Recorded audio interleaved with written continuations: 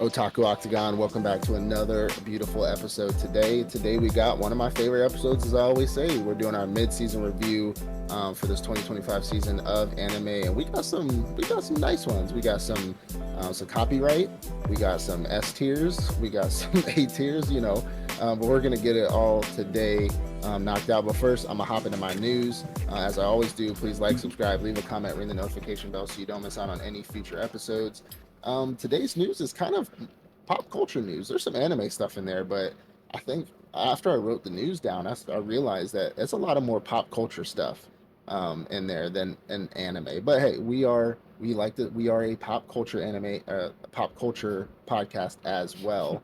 But the first thing is One Piece, and the last thing's Naruto. So I had to first and last it. So One Piece is announcing a new spin-off animated series for heroines. It's called One Piece Heroines. So if they're, for all the female characters that are in it, there's not much detail right now. They did put cover art on there. Where I believe it had Nami and Robin on the cover of it, and I doubt that the anime is gonna look the way the cover art did, but if it did, that'd be pretty cool. So, we'd be pretty excited. They do have like a manga out right now, like kind of like a book. So if you want to go pick that up, I don't exactly know if they're going to cover the full book. I doubt it, but if you want to go take a look at what they're doing, um, you know, on the anime, then you can check out that book. More One Piece. The live action season 2 trailer has just officially dropped. So if y'all are looking forward to that, funny enough, I was scrolling through some of the Instagram feeds of like One Piece live action news, and they showed the image of Robin and Vivi, and Vivi is brown skinned, right? And people in the comments are obviously going to be like up in arms about it. But my favorite comment, which let's be fair, we've already talked about the culture of One Piece before on our podcast and how there are different people from different lands and they will look different, but because a Japanese author made it, they all are essentially kind of Japanese unless they have a different accent. Somebody said, "Oh, Vivi looks great because she was never supposed to be a white girl." And somebody in the comments said, "A Japanese man made it. She was never a white girl." Like I was like, he's not wrong. She was never white in the first place. Like everybody, anytime anybody brings that up in any anime, they're just like, they look white. And I'm like, they're Japanese. They were made in Japan. Like I'm sorry to tell you, but like but we all know, us One Piece, like actual One Piece fans know that each region they go to is kind of based off of a different region in the world, so we can appreciate how they would really look in the live action series. And I think Vivi looks great. I think the person they made now, Robin. I know it's pre-time skip Robin. I know it's pre-time. I know it's Oh, pre-time you skip got to Robin, but prelude it with that. she looked like a cosplay. Like I'm Okay. gonna be honest, she Okay. looked like a cosplay. All right, next on the news, so we got Harry Potter. So Harry Potter, the CEO of HBO said that the Harry Potter season is going to be running for the next 10 years. I wish I had that kind of confidence when I got out of bed in the morning. But he said 10 years. But the problem is it's flopping before it's even coming out. People don't like the casting, the crew, the storyline that they're potentially doing. Like people don't like it. So this is probably going to bomb and you're going to lose money. And I don't know how you can forecast something for 10 years. Personally, that's insanity to me. You might not even be the CEO in 10 years. Like, what are we talking about? Like, what are we talking about You here? got to be But main optimistic, bro. yeah, like, hey, I'm glad you have goals, my friend. I'm glad you have goals. K-pop Demon Hunter news. So K-pop Demon Hunter is announced to have a second movie coming out Hmm. for the fans. So if you really loved it, that's like blowing up my feed right now. All this shit. I did get a Saja Boys T-shirt because I'm a Saja boy. I did But finally watch it myself. I'm glad. I'm glad, Me bro. and me I've and my seen daughter that movie watched it like last night. 5 times now. Um, but they're coming out with a second movie, and for you special fans out there, people who really love the movie, because of its big hype and its trendiness right now, it is going to be hitting theaters in the next 2 weeks. So if you want to go see this movie in theaters, just to kind of get the big screen view of it, it will be hitting your theaters. Just check obviously your local listings and everything like that, because in my state I have like some anime movies drop here and some don't. I'd have to travel. So, and to be honest, I might, if I got my oldest son, which he loves that movie, if I got him with me, I might go take him to the theater to see that, because that'd be pretty cool. A Quiet Place 3 is confirmed. I know it's been like in the works for a while. Not a lot of people knew if it was going to be coming out. For those of y'all who don't know, who aren't like live action movie people, Quiet Place is the movie about the aliens that come down and you have to be quiet in it in order to not die. So like Great description. Love it. yeah, that's literally all it is. Um, Made in Abyss movie is scheduled for 2026. Something that I still haven't like. I got into for a little bit. I think in one of our seasons that we were doing anime, and I dropped it to like catch up in our season. I need to go back and really watch that. Like really take my time and actually watch that. But obviously, I stopped my One Piece binge to finish out for this season for mid season. Now I'm gonna go back to One Piece. So like, I don't really have time Yeah. like I'm gonna check it out one of these days. We'll see. We'll see what happens. The next Transformers movie that's scheduled for 2026 will be a GI Joe crossover. So if you're a big the live action GI Joes, I actually really like them. I like the second one better just because the Rock's in it. But if you're, I know that those universes do technically collide. They are made by the same company. They've had crossovers in the past in the cartoons before. So if you've seen that, if you're over 30, then you should know, or maybe that's just not what you watch. So there is, I don't even know why I wrote this. Just a filler. It's a filler. There's a new anime that's set to release in 2026, and it's about. It's probably gonna get. I mean, it's not like we get paid from this, anyways. So I was gonna say we're gonna get doxxed for this, but it's about Hitler being reincarnated as a lolly. I'm watching it. I'm watching it. I'm watching. You had me a lolly. So, what? Hold on. Say it again. Hitler is being reincarnated as a lolly. Like a young girl. Yeah. It's a girl with powers. So basically, Tanya the Evil. Okay. I'm with it. Essentially, Tanya the Evil. That's hey, what people. I love that one too. So, yeah, Tanya the Evil's great. Absolutely fantastic. It's supposed to be coming out another season one of these days. There are 4 Spider-Man Spider-Verse movies that are in the works right now that they're currently making. Right, complete the trilogy first, but that's what everybody's saying. So the first one is going to be Spider-Woman. Well, not first one. This is not in any particular order, but Spider-Woman, Spider-Punk, Venom, and yeah, it's another like verse movie with just Miles Morales. But they're doing a Spider-Woman, a Spider-Punk, and a Venom. So we'll look forward to those coming out. Spider-Punk, definitely. And Spider-Man's never really been my biggest like favorite character, one of my favorite characters in the MCU. But I am interested in watching some of these because Venom is one of my favorite villains. So I'm definitely interested in the way they do the art style and everything like that is pretty cool. So I think I watched the first Miles Morales movie like a bunch of times because it was just a good vibe movie. So the last 2 things we got. So a new Rick and Morty spinoff is coming, and it's about President Curtis. Is it going to be like the Rick and Morty anime?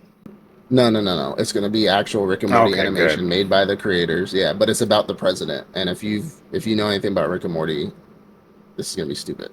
So yeah, it's dumb. It's like, yeah, I'm not even going to explain it. It's stupid. Do I need to be caught up on the original series to watch this? I mean, you need to know President Curtis, so I guess. But like, I can watch he's just clips. a dumbass president. Like, I don't know. I watch clips on YouTube. No idea. So the last thing we got, I said, starting with One Piece, ending with Naruto.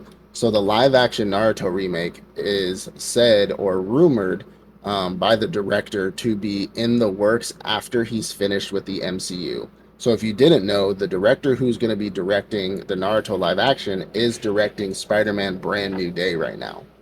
So he's the same director, which means that's another plus on my board for this live action Naruto that they're supposed to be coming out with. Because you hear things coming out about who's going to be doing what, and you hear one thing, you're just like, and then you hear a good thing, you're like, okay, let's see. Until I see a trailer, I'm not going to give them no pluses, no extra points, carry the one, nothing. I need to see that trailer. The amount of money, you better invest all that money you get from Spider-Man into this. That's like, look, millions and millions, or you're going to fucking crash. And if you do that, you're going to get death. Not from me, but you're going to get like hate mail from Naruto fans. I promise you. This is not a show you want to screw up. Stop messing with anime. Like, I'm telling you, you don't want to do that. Surprisingly enough, just a funny fact about Spider-Man: Brand New Day. If you remember, I know you like Spider-Man, but the last Spider-Man movie is essentially about him being Peter Parker and him erasing everybody's memories, Mm-hmm. right? Like nobody knew who he was. On every single social I have seen so far, Tom Holland's, MCU, Spider-Man socials, when that first little clip came out of him in the Spider-Man costume with his Tom Holland with his face out, and he's like, "Oh, hey, you guys ready?" Everybody was like, "Who is this? Who's this guy?" And I thought that was fucking hilarious I because need I to was see that. wondering at first I was looking at it like, what do you mean that's Tom Holland? He's Spider-Man. Like that's my mind. And then I started realizing, oh, they're making a joke off of the last movie because nobody knows he exists. Yeah. He doesn't exist to anybody, and everybody's like, yeah, I'm gonna be honest. They're like, I'm gonna be honest, Marvel. We don't know who this is. Can you just make the next Spider-Man movie or something like that? Yeah, like it's actually pretty funny. That's I thought funny. thought that was pretty clever for them. Let's dive on into our mid-season review. Let's get it. We got like three extra than we usually do. This is Mm-hmm. surprising. However, our discussions obviously before this was that we're kind of split down the board. There's some stuff I just haven't seen. I just didn't get a chance to look at. So you're going to be doing a little bit more talking than usual. So get used to that. But the first one on the docket is going to be one that actually it wasn't a surprising one, but I figured I had predetermined notions of what it was going to be. Like Mm-hmm. I had a pre-thought, and it kind of made its way into my heart a lot more. And this is going to be, I'm gonna say this wrong. It's like gotcha He tried his Chica. best. He tried his Yeah, best not to go with what got he wanted to say. yeah, Gachuka. I don't even know. Gachiakuta. Gachiakuta. Got Kunta Kente. We're gonna go with that. So, Gachikicha. I'm just gonna say Gachikicha. Mm-hmm. If it's wrong, I don't care. Fight me for it in the comments. Gachikicha is a great one. So this one is essentially about. There's two different universes in this world. We have the sphere up top, and then all the garbage and trash down below. Think about it if you haven't seen this one. Think about if you've seen Inside Out, where all the memories get like dumped into that crevasse, into that ravine, and Mm. they're just pretty much forgotten.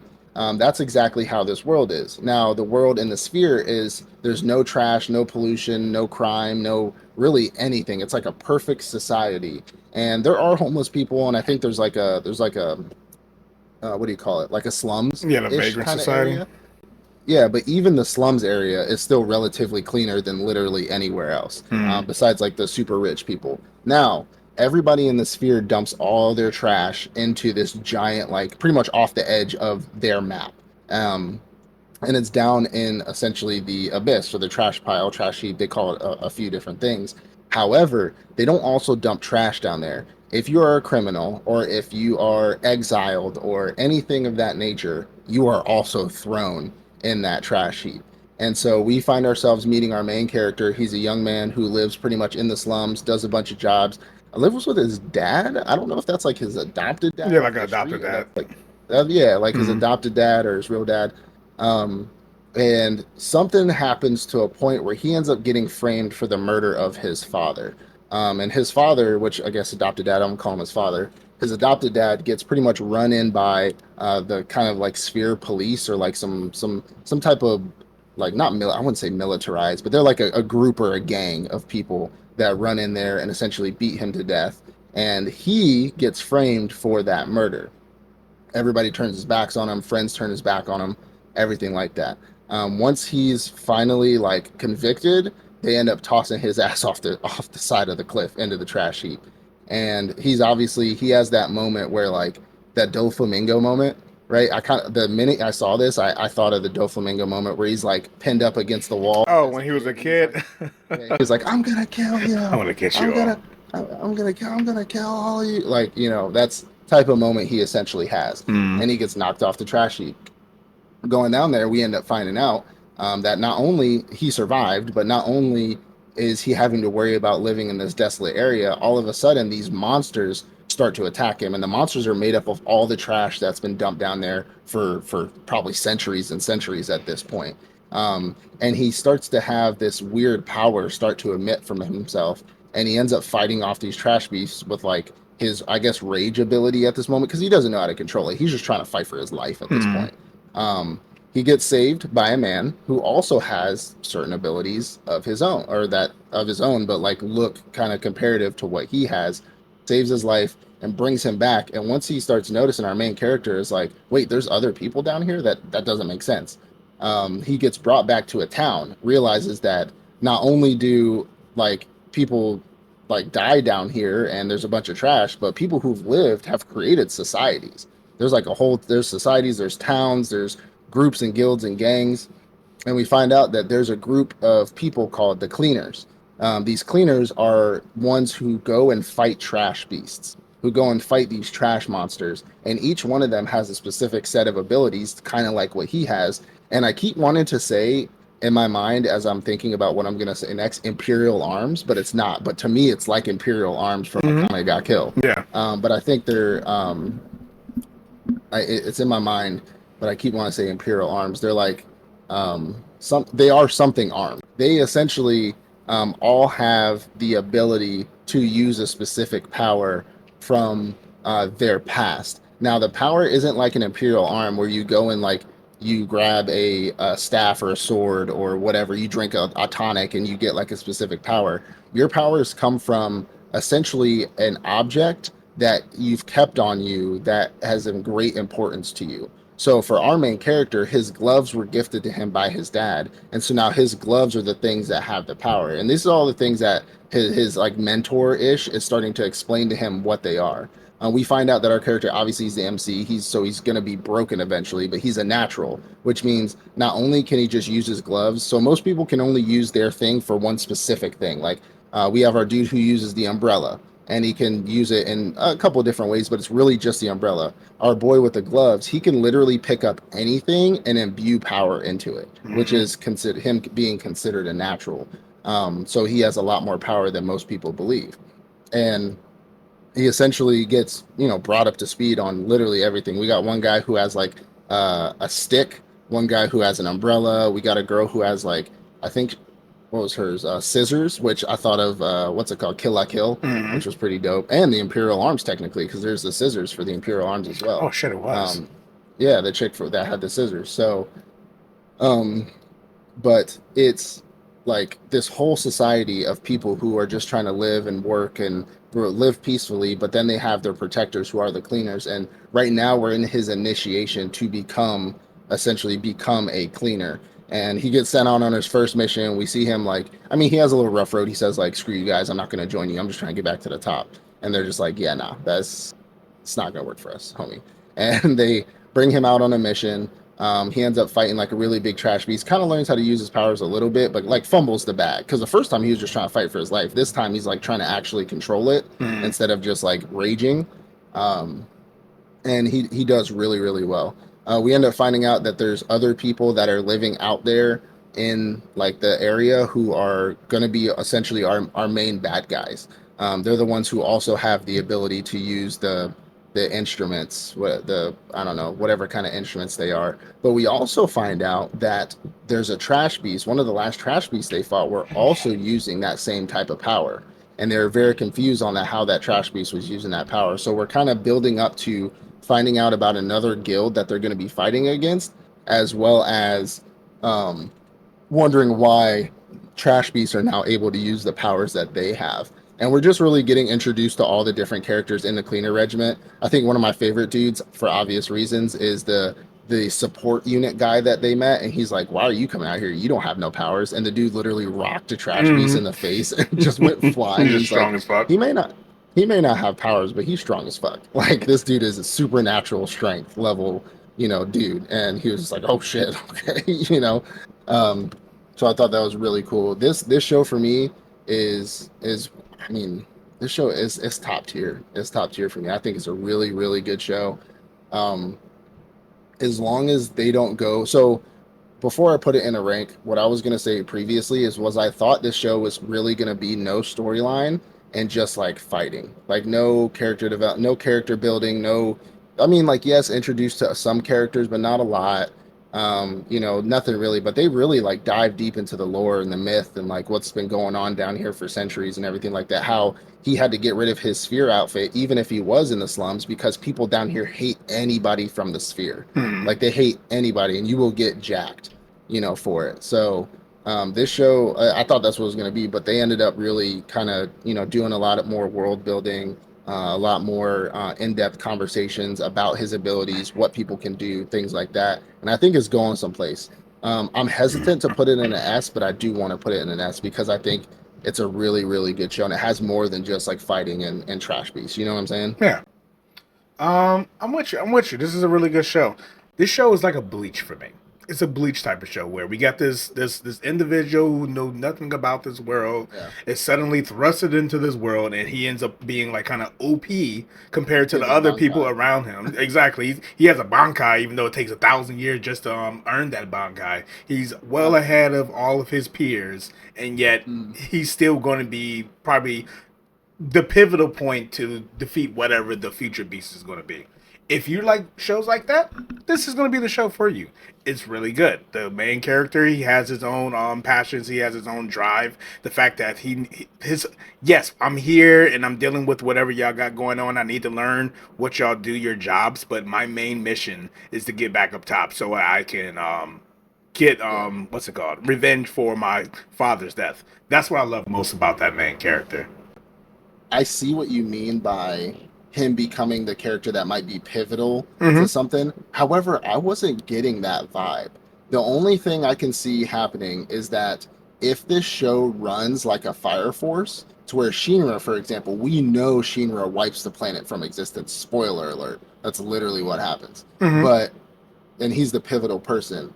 I don't see this happening. I think our character would need, because the pace that I see them going with the show right now, he's not going to be broken that quickly.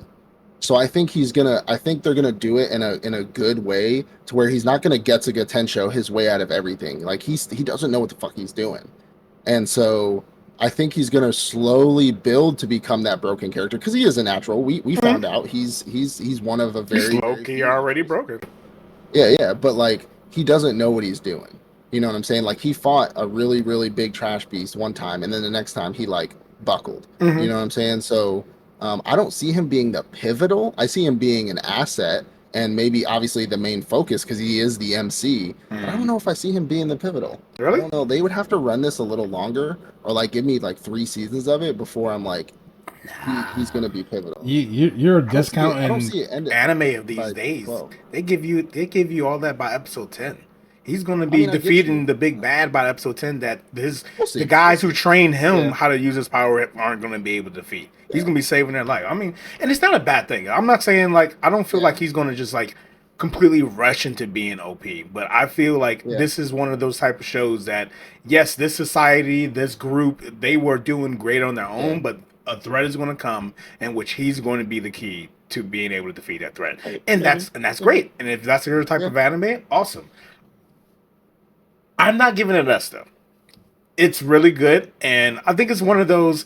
It's too early to give it an S. Like we understand kind of the world that he's been dropped into. We understand the power system already, but we haven't really seen what's going to be the that big threat. We're starting to get like the feelers out for it, but until we really So see, hey, how is life going to change for everyone around them if this isn't taken care of? yeah. It's just a But minor enemy. I'm dropping it. The reason why I'm dropping it low S, and it's not a high S. Trust me, the other S's are going to be above this. But the reason why I'm dropping it low S is the amount and the in which way the type of information was given to us in the first 5 episodes. Mm. So we were given a good amount of information that I felt was necessary in a good way as well. Not just a info dump and made like 2 episodes boring. Like there was enough given in a specific time frame for me to understand what was going on and still be left with some type of mystery. Hmm. I can kind of understand why you say like it's a little too early for an S, but that's why I was saying I was hesitant to put it in an S. But like this would be if I was putting it as an A, it'd be one of my top A's because Yeah. I really enjoy this show. I think this show is fantastic. Yeah, definitely can agree. It can be top 8. There there is a way for this to Mm-hmm. like X 100%. I can see it. I can see both paths. So I can see, and that's why I was hesitant to put it in an S, because I look so stupid in 5 minutes. When you I'm come like, up, yep, yeah, it's a C. yeah, it's a C. It's a C. Yeah, just to be So safe, I'm willing to put it top 8 for now. There's very few that's above it. But there's a yeah, good number that's below it. So let's kind of see where the chips fall. I got you. I got you. All right. So the next one we have is going to be Apocalypse Bringer. Mm. Now, Apocalypse Bringer is something I just watched today, so it's fresh on my mind, and I loved this show. I think this show does something that a lot of shows have been trying to do in the past to like replicate other shows, and they just have failed at. So this show is essentially about a young man who I'm assuming they haven't said it yet. I'm assuming he was on his deathbed because he said he was in his sick bed when he was playing this video game and then he passed out at his computer. I'm assuming he died. I'm Mm. just going to be honest with you. I'm assuming he was like had some sort of cancer or whatever. He was on his deathbed and he was just playing an MMORPG game and he ended up dying. And he essentially gets transmuted or reincarnated into a different universe, but into that video game that he was playing. And once he gets there, you know, he ends up like kind of sitting on this like stone throne, and he's just like, what's going on right now? Like, where am I? And then an elf girl ends up coming up and essentially being like, I knew you were here. Like, I'm so glad we're here together. This and that. And he knows her obviously. Like, he's like, I think her name is Ito. I can't remember, but he knows her because that's who his right hand like woman was in the kingdom that he built in the video game that he was playing. Now he's like, well, where are we? She's like, for all I can tell, not, I don't really know. Like, we might be in the same video game, that we might be in the same world we were in before, or we can be in completely new world. And he ends up kind of, you know, doing this whole like weird eight-legged bug thing to go like look around in all like all the areas and all the places. And they're kind of just talking about like what they're gonna do. Like, since we're here together, what are we gonna do now? They decide to, let's form our kingdom again. Like, since we're not in our kingdom, obviously we have to rebuild our kingdom again. Let's rebuild the evilest kingdom we could possibly have, because that's who we were, you know, so on and so forth. And the eight-legged bug thing ends up finding out that there are dark elves that are living in the forest that they were transmuted into, that they were both kind of blinked into. And one of the coolest parts that they've been doing so far in the show starts here. It's when the dark elves finally walk up and they see them sitting there. They see, well, not see him sitting there and his right hand woman sitting there. The way they see him, I think, is one of the coolest ads that they've done to this show. Mm. So he's like a, I don't know, maybe what, 14, 13-year old kid, and like his PJs just sitting on the throne or whatever. But the way they see him, for because he's an evil being, they see him in this like, I think it's like the Gon from Hunter x Hunter, where it's just Mm. like that black mirage and the white eyes, and it just looks like straight evil, and that's how they see them. And it's pretty much the main warrior and a group of people. They're just out there looking for food because they don't have any food, and they come across this being, and obviously our boy's shaking in his boots because he's just like, "Who is this?" And then she's obviously introducing, this is my king, my liege, you know, this and that. What are you doing in this area, in this forest? And then pretty much say we don't have any food. We're all dying. We were kicked out of our homes. We're all living in here. Our kids are starving, you know, this and that. And he starts giving them some food. He's like, here's some food. And then he's like, oh, thank you so much, Lord. Like, thank you, King, blah, blah, blah. And kind of does this whole, like, I guess I call it like a magic chest, where they just like one of the like one of the magic spaces where you can just like shove like millions of things in, push out some food for them. He ends up bringing the food back to his village, or not even a village. They're literally just sleeping on the ground in the woods. Um, Brings it back to them, and then one of the beings, and this is the second coolest thing that I don't know if you probably did catch it. You're a smart guy, but I'm saying I don't know if you caught it or people that are watching it caught it. Um, he goes back to his village, and the chief elder finally sits down with him, and he's like, okay, no, seriously, where did you get the food? Because people were asking him, and he said, I just found it. I'm like, you didn't find a Subway sandwich in the middle of the woods. Stop. Like, let's, you know. Um, and the village elder sits down. He says, no, really, where'd you find it? He was like, I came upon this king who is an evil being in the woods, and he granted me all this food. And he was like, are you serious? Like, this could be the king of ruin. This could be the king of ruin that our people have known so many times. And now this is where I started putting together, which was really cool. So to backtrack, when he was playing the game, we found out that he had played the game over and over and over again. He would start erase and start over, erase and start over. He pretty much did like Elden Ring, where you do like N+1, N+2, N+3, where you just erase and start over constantly again. And he would beat it every time. When he was talking to the elder, the village elder said, might be the King of Ruin. He's like, who's the King of Ruin? It's like the King of Ruin is an old deity in our history books who, whenever something like some kind of calamity or something would happen in the world, he would rule for a little bit. He would erase our world and start over. And that's his purpose on this planet. Like, you might have just met the King of Ruin, and our time of erasure is like coming close. And I was like, holy shit, because he's been erasing the game over and over and over again. He's been wiping them from existence essentially over and over and over again. And I thought that was a really cool, like, kind of like what he's doing in the game, people are really being affected by in this world essentially. And he's like, well, this king just gave me this stuff. He's like, well, he didn't do it for nothing. Like, he's like, yes, he did. He's like, well, we're gonna both go talk to him. We might need to use his powers to end up getting him out of the gutter, out of the streets. Like, let's go talk to him.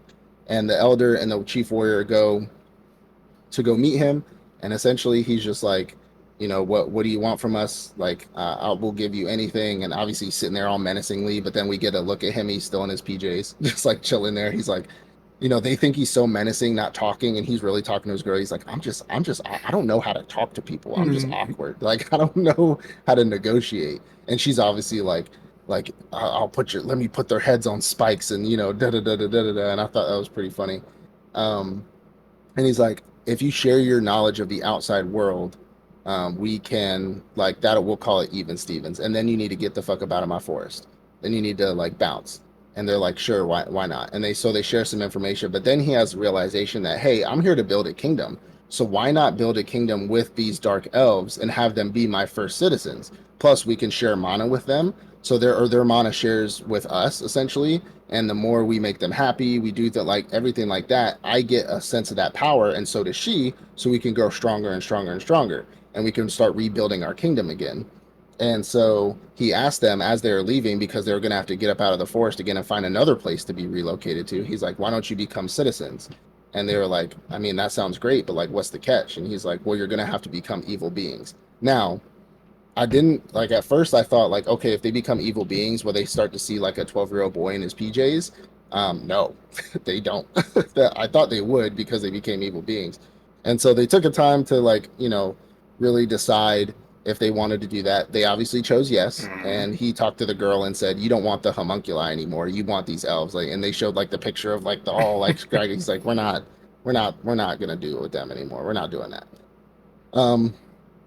They become citizens, they become evil beings. He gets a little bit more powerful. They still see him as that like blacked out evil being, which I think is absolutely great. Now, I can't quite tell, and maybe you could tell me this, does she see him as that, or does she see him as the boy? She sees him as the boy. Because there's the one part in one of the last episodes where like she looks at him and she sees the black like shimmer, and I think that's like an omen to like he is actually really evil as fuck, but like he's acting really nice.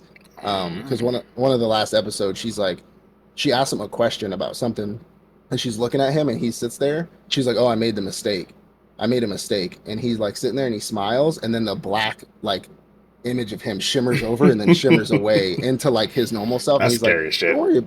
He said, don't worry about it, as long as you always stay by my side, like I'm okay with whatever you do.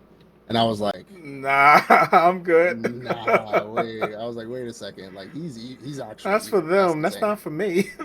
Yeah, that's insane. But getting to that, so essentially they become citizens, and his goal is to just start building his kingdom. And so we start seeing them build houses, well, essentially tree houses. He explains like in different worlds there's different levels of like magic abilities and magical science. Well, in this world they're a little less informed than his previous worlds. So now his like right hand woman, or his like, I guess his advisor, is pretty much describing this, but then also being like, my king invented this, like to make him sound cooler. Then they also realize that his ability that he can create pretty much anything from his hand, anything from the outside world. He can create as long as he has the amount of mana for it. So like he said, I can create gunpowder, steel, like I can create literally anything as long as it doesn't originate here. I can create anything. So that's going to be absolutely fucking broken in the future. And then they start building their community, start building like food supplies, food storages. He makes them evil beings, and they start having this like fueled hatred in their body, and then they see him for his glorious self. And he starts pretty much talking matters of state. What's next on the docket? What are we gonna do here? What are we gonna do there? Talking about how he's a pacifist, and then he shows that black image to his right hand woman, and I'm like, yeah, you're cooked, buddy. And then essentially he says, well, I'm a pacifist. I don't like fighting. I don't want an army, but one thing we can do is start summoning heroes. Another thing I thought was pretty cool. I was like, damn. Then I realized it wasn't like summoning heroes from another world. It's just the heroes that he had in the past. He was going to summon the ones that he already like created or invented. And we find out that his right hand woman is actually one of those heroes, and she has like the like tentacles and shit that kind of like slash out in the back and stuff like that, which I thought was pretty cool. And we finally start getting into like our like altercations. So there's rumors in the Holy Kingdom and in I think I forgot what other kingdom it was, that there's something going on in the Dark Forest, which is them obviously expanding and growing and making the area turn into miasma essentially, but it's like good for them. And they sent paladins or holy knights to go investigate. Well, they send them there, and our girl, well, she should just listen. They should have just listened, bro. Like, all right, have a good day. Yeah, like they show up to the edge of the forest. Our girl, we know it's her, but like she shows up in like a hood, and she comes out for. She's like, "What can I do, you four guys?" And they're just like, "We heard that the main guy is like, hey, we heard that there's some stuff going on, like the High Holy Knight. We heard there's some evil stuff going on in his fort." She's like, "Nah, you good?" Everybody, she was like, "You mind if we check?" She said, "No." Like, or yes, I mind. You need to just leave. And he's like, "Are you sure? Like, you promise? You swear it on your God?" She's like, "Straight up, like, hand to God, I promise." And he's like, "All right, we leave." All right, good enough for me. He knew. Of course he knew. He knew. Of course he knew. He was powerful. Like, this is not. Yeah, he's like, I'm not messing with this. But of course, the low holy knight, who was the one that provided the money for the band, for the like the mercenaries that they hired to come with them or whatever, he was like, screw this. Like no, we're gonna attack. We're gonna go in there. We're holy knights. We could do what we want. And the dude's like, no, shut up. Like, we're going. He's like, you're relieved of command. I'm gonna take command of this. And he's like, I'm telling you, don't do it. The biggest step back ever. All right, then you got it. Yeah, he legit like backed up, and then he was like, "Get her!" And then she was like, "I really wish we didn't have to do this." And then our boy, like, the next scene is hilarious. It's like one of those like when your kid talks back to you Instagram reels, and then all of a sudden their eyes wake up, it's like, and he like opens his eyes and he looks up, and like all her tentacles are like impaling in the sky all of his comrades essentially. He's like, "What the fuck? Like, what is going on?" And he's just like. He's like, she's the witch. Like, bro might as well have been like, I told you. I literally told you to let it go. I told you. And then she proceeds to essentially like kill the High Holy Knight, kill all the mercenaries, and she's going albedo, like psychotic, like right hand woman albedo on these dudes. And then she finally gets a hold of Rich Chump. I thought he was gonna survive somehow because he seemed like one of those like characters that kind of stuck around for a while. Not this one. all the dark elves showed up to like finish off the rest of the people. She had him all tied up in the tentacles, and like she's just like starts rambling about like, I'm gonna wipe the plane of existence of your whole entire bloodline. I'm gonna wipe everybody off the face of the earth. And she starts doing that evil like girl laugh, and she's like, "But you won't." I hope the coldest bar in the show so far. I hope you enjoy the show from your VIP seats in heaven. I was like, oh my. And then she proceeds to eviscerate, like just evaporate this man. And there's blood all throughout the thing, and she's just like sitting there just like and then all the dark elves show up. They're like, "Man, we've finished off the people." She's like, were you really gonna do all this stuff that you said you were gonna do to them? And she was like, "No, I'm a pacifist. I'm a pacifist." So like now we know they lying. Ain't no fucking pacifists. Yeah. And then they all were just like, huh? And she's just like, but there's something I have to tell the king. We end up finding out that in the north, there's a witch that has been unleashed on people and been destroying villages. Now, I have two theories on this. My two theories are: one, it is just a witch, but she's gonna align herself because this seems like a reincarnated as a slime vibe. You know what I'm saying? Hmm. So I think it is a witch, but I think she's gonna either like align herself with him, or I think it might be one of his heroes that also got reincarnated with him. So she was reincarnated with him in the same spot, but I think it might be one of his other heroes that he Hmm. had reincarnated in another area, and she's just going berserk because they were evil. Like that's what they were doing, Hmm. and she's just going buck wild. So I don't know exactly which one it'll be, but this show definitely gave me reincarnated as a slime vibes, Overlord vibes. I mean, Hmm. it's pretty much all the same. But I think the level of detail that they put into it and the level of the kingdom building wasn't boring to me. Like they had a lot more stuff going on in this world. Him trying to rebuild his empire, and all this other, like Skeletonite in another world. I mean, it had a lot of those, obviously those isekai vibes of him trying to build a kingdom, but it seems a lot more gruesome and like bloody, and just like there's a bigger storyline that's going to be at play here, come in the near future. Hmm. Now, I might just be rolling with the punches again with this one, but this is an S for me. Just This is rolling one. with the punches. I watched the whole. I Ain't this the binged all second five one, episodes. bro? This is the Second second one. one. Second S, second Mhm. one. I'm listening. Well, I gave Kuchika. Yeah, I gave yeah. that one an A Hmm. because it, like, I can see why, I can understand why, but this one hasn't disappointed. Like, those kingdom building shows that I've watched in the past were just boring. Like, the last really good one have been like Reincarnate as a Slime, Yeah. Overlord, like these other ones that like the really big ones that we already know about. But all the shows since then have tried to recreate that, have Hmm. just been boring. Like, I'm gonna create John Deere tractors and we're gonna like farm. It turns into a farming simulator. But this one so far, like, there's like blood, gore, but it's also kingdom building. It's also, Hmm. the amount of detail and information, like the whole, like, he's the king of ruin because he wipes the game. They see him as this evil immortal being, but he's really just a teenager who hates talking to people. Hmm. Like, he's a neat.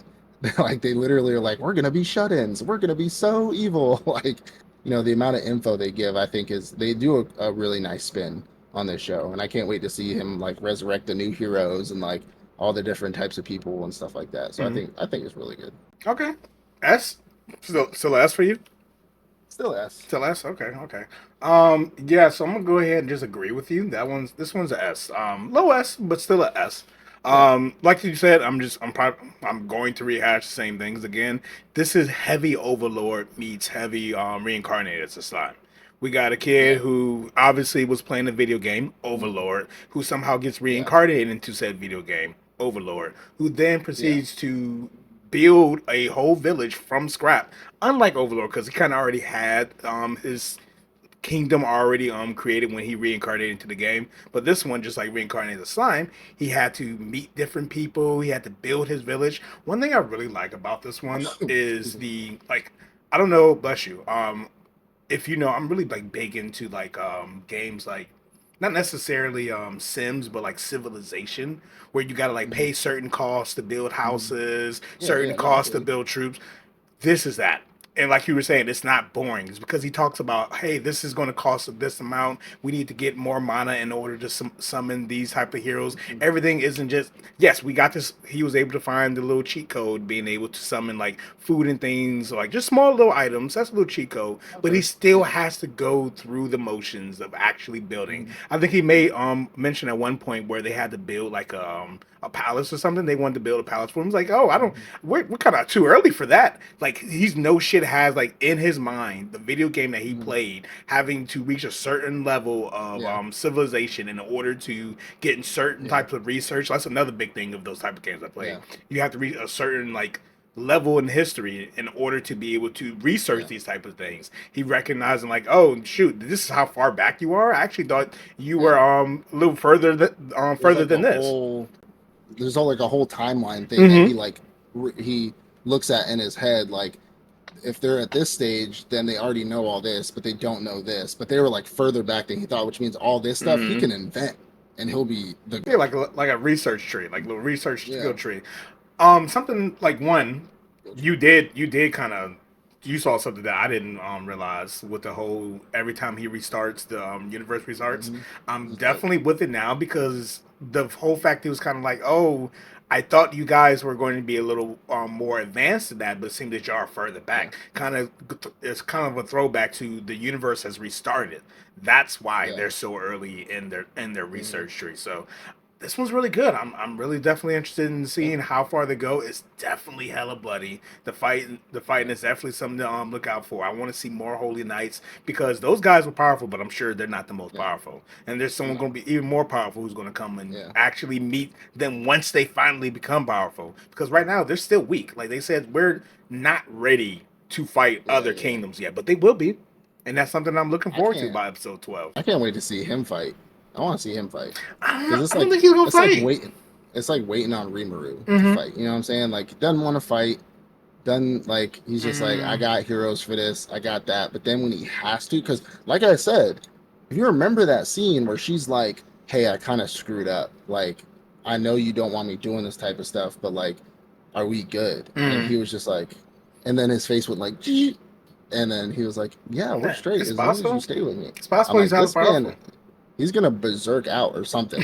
Something's gonna happen, and he's gonna lose his mind or something's gonna happen. And can I be Like, honest? I don't like his outfit. I don't. The little yeah, outfit that they outfit's made kind of for weak. him, Yeah, and then I was so happy with that when they gave him the outfit and he put it on. Like they couldn't. I thought they were gonna like show him a shadow version of him, but wearing the outfit. I was like, I please did don't do too. that. I'm Please glad they don't did. do Yeah, that. I'm But no, glad he that he they didn't do that. remained a shadow blob. So yeah, I wasn't really a fan of his little halter top. But I'm not hey, either, but it is I what it is.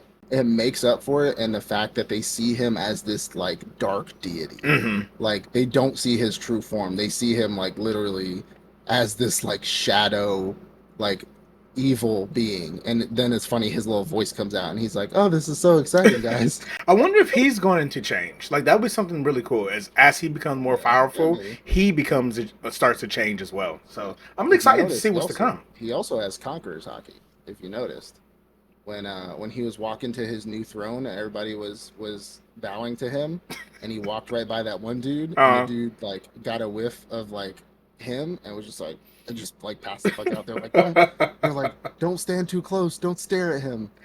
Like yeah, that yeah, dude died. he got a little lightweight home Congress hockey, but no, this one's a really Yeah, good one. Definitely, yeah, definitely an S, it's really and good. not even a super low S. Like it can definitely have Yeah, S's below it. Like I really like this one. absolutely, absolutely.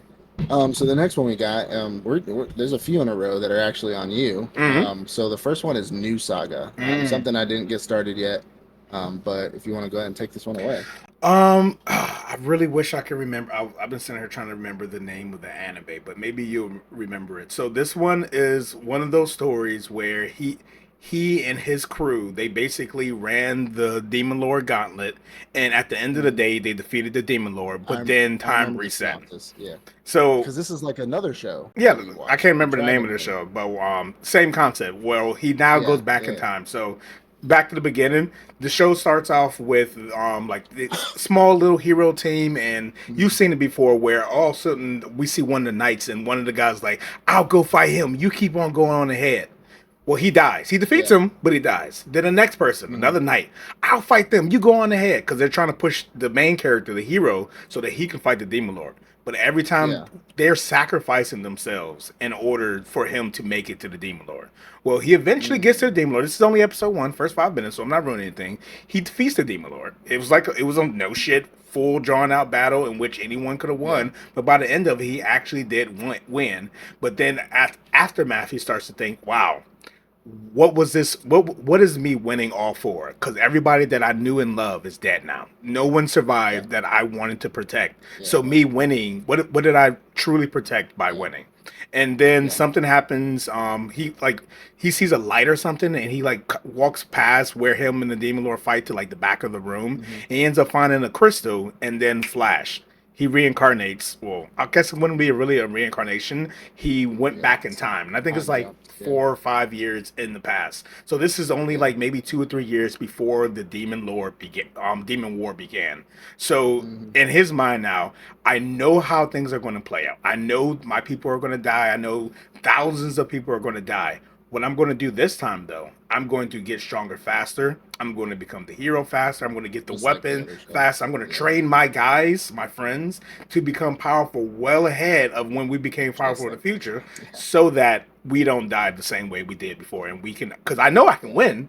Let's just make sure I can win with everybody with me. This is what that show's about. And every episode's going to be essentially about him taking each step in order to become the hero at the end of the day. So just a couple more stories. One thing that I really liked, he ends up finding the sword, not really finding, but getting the sword. I got you. A returner's magic should be special. Yep, exactly that one. But this one, he's a hero swordsman versus just a magician. So there was so in the future he fights a demon lord using a smart sword, so like an intelligent sword. So it has its own mind, has its own Apple powers that it or can Samsung? use. Like reincarnated as a sword. So he has a smart sword just Oh, like that show. And what but when we how he ends up getting the sword, he's like talking to his, mind you, we're in the past again. He doesn't tell his friends about the future. They don't know about the demon lord or the war that's coming and them dying. So he has to like do everything in a secretive way. He's like, oh, I just want to be stronger.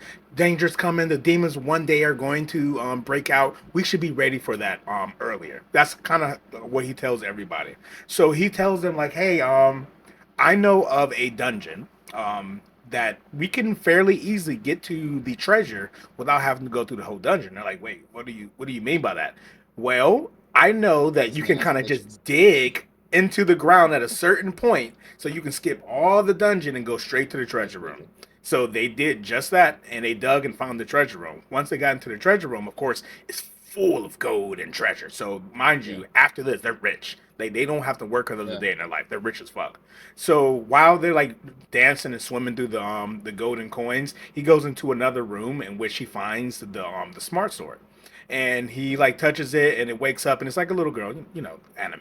It's a little girl and he's like, "Hey," and she's like, "Who are you? How did you get here so easily?" Because she's like talking about all the traps and stuff. He's like, "Hey, don't worry about that." He and the sword kind of like synchronized, Use minds. and she was Yeah, able to see all of his memories, and she was like, "Oh yeah, shoot, we're partners. I know what's going to yeah. happen." And he's like, "Okay, so now we're all on the same track. Don't tell my friends." And she's like, Yeah. "Wait, what?" Then they Also, walk in and they're like, "Oh," he's like, "Oh, look, guys, I found a sword. It's son of a bitch. crazy. How did I get this? Like, that's awesome." Wow. So that was pretty hilarious. But another incident is, so he's trying to become a hero faster. So he's like racking his Yeah, brain. How am I going to be a hero faster than I became a hero in the yeah. future if there's no demons to fight us yet? Well, he remembers that there's going to be an incident where a princess is going to be murdered. So he says, you know what? I'm going to save that princess to make a name for myself, become a renowned hero. So he goes to go save that princess and ends up tripping into this whole elaborate plot by the kingdom to kill the princess. In his memory, she just died to bandits out on the road. But in all actuality, the kingdom, one of her like brothers or someone else in the succession was trying to get rid of her. He saved her, thus becoming a hero well ahead, years before he should have become a hero in the first place. So this show is really essentially that's the plot. But then the kingdom fucking hates him. They're just like, son of a bitch. I mean, hey, so you can't have friends everywhere. But essentially, that's going to be the plot of the show. The show is about Okay. he knows the future, he knows what's to come. I'm going to do everything in my power to make sure that doesn't come. Not an Yep. S, but definitely a strong A. I'll give it a Can I strong be A. can I be honest with you? Go ahead. So that sounds great, and I love the returner's magic should be special. However, I am very reluctant, I guess might be the word, or hesitant to watch this show because I like this type of plot line just like the other one. Mhm. However, I don't think the other one's coming back. And if this one does the same thing, I don't want to waste uh, what's 25 times 12. You know what I'm saying? I don't want to yeah. waste that amount of minutes watching this and then it just doesn't come back again because we all know I'm not reading the manga. Mm. So like it sounds great, and I love the Returner's Magic should be special because it's literally the same show, just a different type of hero, Mm. right? And I don't know. I love your A, and it sounds like it would be an A to me too, Uh, to 100%. be I fair for just this one, compared to the Return is Magic, that one kind of ended the season with, all right, now that we're on the same page, let's go into the woods to start the journey. yeah he started the journey by episode 1. Like he knows what he's going Okay, to do. yeah, He makes the plan, yeah, and the journey has already started. We're watching him take care of the his checklist to become the hero that he yeah, needs to be to save everybody. That's my only argument for it. But I also agree with you. We've seen this before, and yeah, because of the last time I got blue balled, I don't know if I'm going to get blue balled again. So that's yeah, why I'm not going to be too hopeful. I'm going to love it for what it is right now, and that's yeah. why I give it 8. Okay, okay, I'm all for it. Um, so the next one, which I thought was another, I thought to be honest, I thought it was like a season three to ReZero, but it's Rebirth Verse, something you watched again. So go ahead and take that one away. Oh man, Rebirth. It's weird. I remember so when I first started watching this one, I think I was maybe like 3 episodes in. I was ready to be like drop. Yeah, I don't like it. It's corny. It is. It's still corny. It's still corny. It's still kind of like, oh, what the fuck is going on? But I'm starting to understand it a little bit more. So this show starts off where the guy he's having a dream, and he in this dream he there's a girl and she like saves him from something, and he makes a promise to her. He's like, next time I'm going to be the one who saves you. I promise you. And he like tries to give her a kiss, and he wakes up. He's actually tied to a light pole, and he's getting his ass whooped by bullies. And he's like, "Oh shoot, what's going on?" He's like, and they're like making fun of him, like, "Oh, you're trying to give your girlfriend a kiss in your dreams." And he's like, "You know what? I'm tired of this." And he just proceeds to get up and beat their asses, and then leaves. Well, gets on his bike and then starts to speed off. Well, they all hop in the car, and they start chasing him while he's on his bike, trying to get away. Mind you, he already beat their ass, so he's not weak. So he's just trying to get home, I guess. Well, they're chasing him on his on in their car. He was on the bike. He's like, "Well, I gotta." The main character beat their ass, and they're still chasing him. Yeah, yeah. So chasing. This is just a device to get to what's about to happen next. So he's riding on the bike as fast as he can down the road. They're chasing him, and then all of a sudden, something like bounces in. No, there was a small little animal that like runs across the road, distracts him, and he ends up getting hit by a truck cone. So it was just a device just to get him dead. So now that our boy is dead, he Figured Truck King was reincarnates. coming. He Yeah. reincarnates into another world. And in this world, he ends up meeting that girl or seeing the girl that he saw in his dreams and told that, "Hey, I'm going to Oh, protect you." So I'm like, "Okay, okay. okay, cool." And one thing, just kind of touched on that, it's their relationship is just really weird. One, she doesn't know what he's talking about. She didn't see these dreams. She doesn't have these memories. She just goes off of what he tells Yeah. her. And like first time like he says something to her, like mind this is like a ReZero, so it happens multiple times that he dies. So the first time it happens, she's like, "Who are you?" And like rightfully so, because who the fuck are you? But then Right. he has the rebirth by death ability. Spoiler alert. Yeah. So when he dies again from, we'll get to that. She sees him again. And is like, oh, well, it's kind of weird, but it's okay. And they're like pretty much like boys at that point. Like they're dating at that point. It's like, how did we establish this relationship again? Like you had to establish a relationship in the first go around. You should have to do that every single iteration. You shouldn't. You don't get to skip like, oh yeah, I already did that in the last iteration. We're gonna use that as the establishment for our relationship in this iteration. So just want to kind of touch on that. I still don't like that, but this show is so weird because it goes from, hey, I'm fighting these bullies. I'm reincarnated into another world. I meet the girl who I said I'm going to protect. And then we're also dealing with kaijus. So in this world, kaijus attack. It's a Okay. lot. It's a lot. And this is why by episode 3, I was kind of like, I don't know if I really want to continue to watch this. So in this world, a essentially a boundary will come down. I want to say like Bleach, but I don't think that happens in Bleach. I may be thinking something else. But a boundary would come down like a border, and then within that border, a kaiju would appear.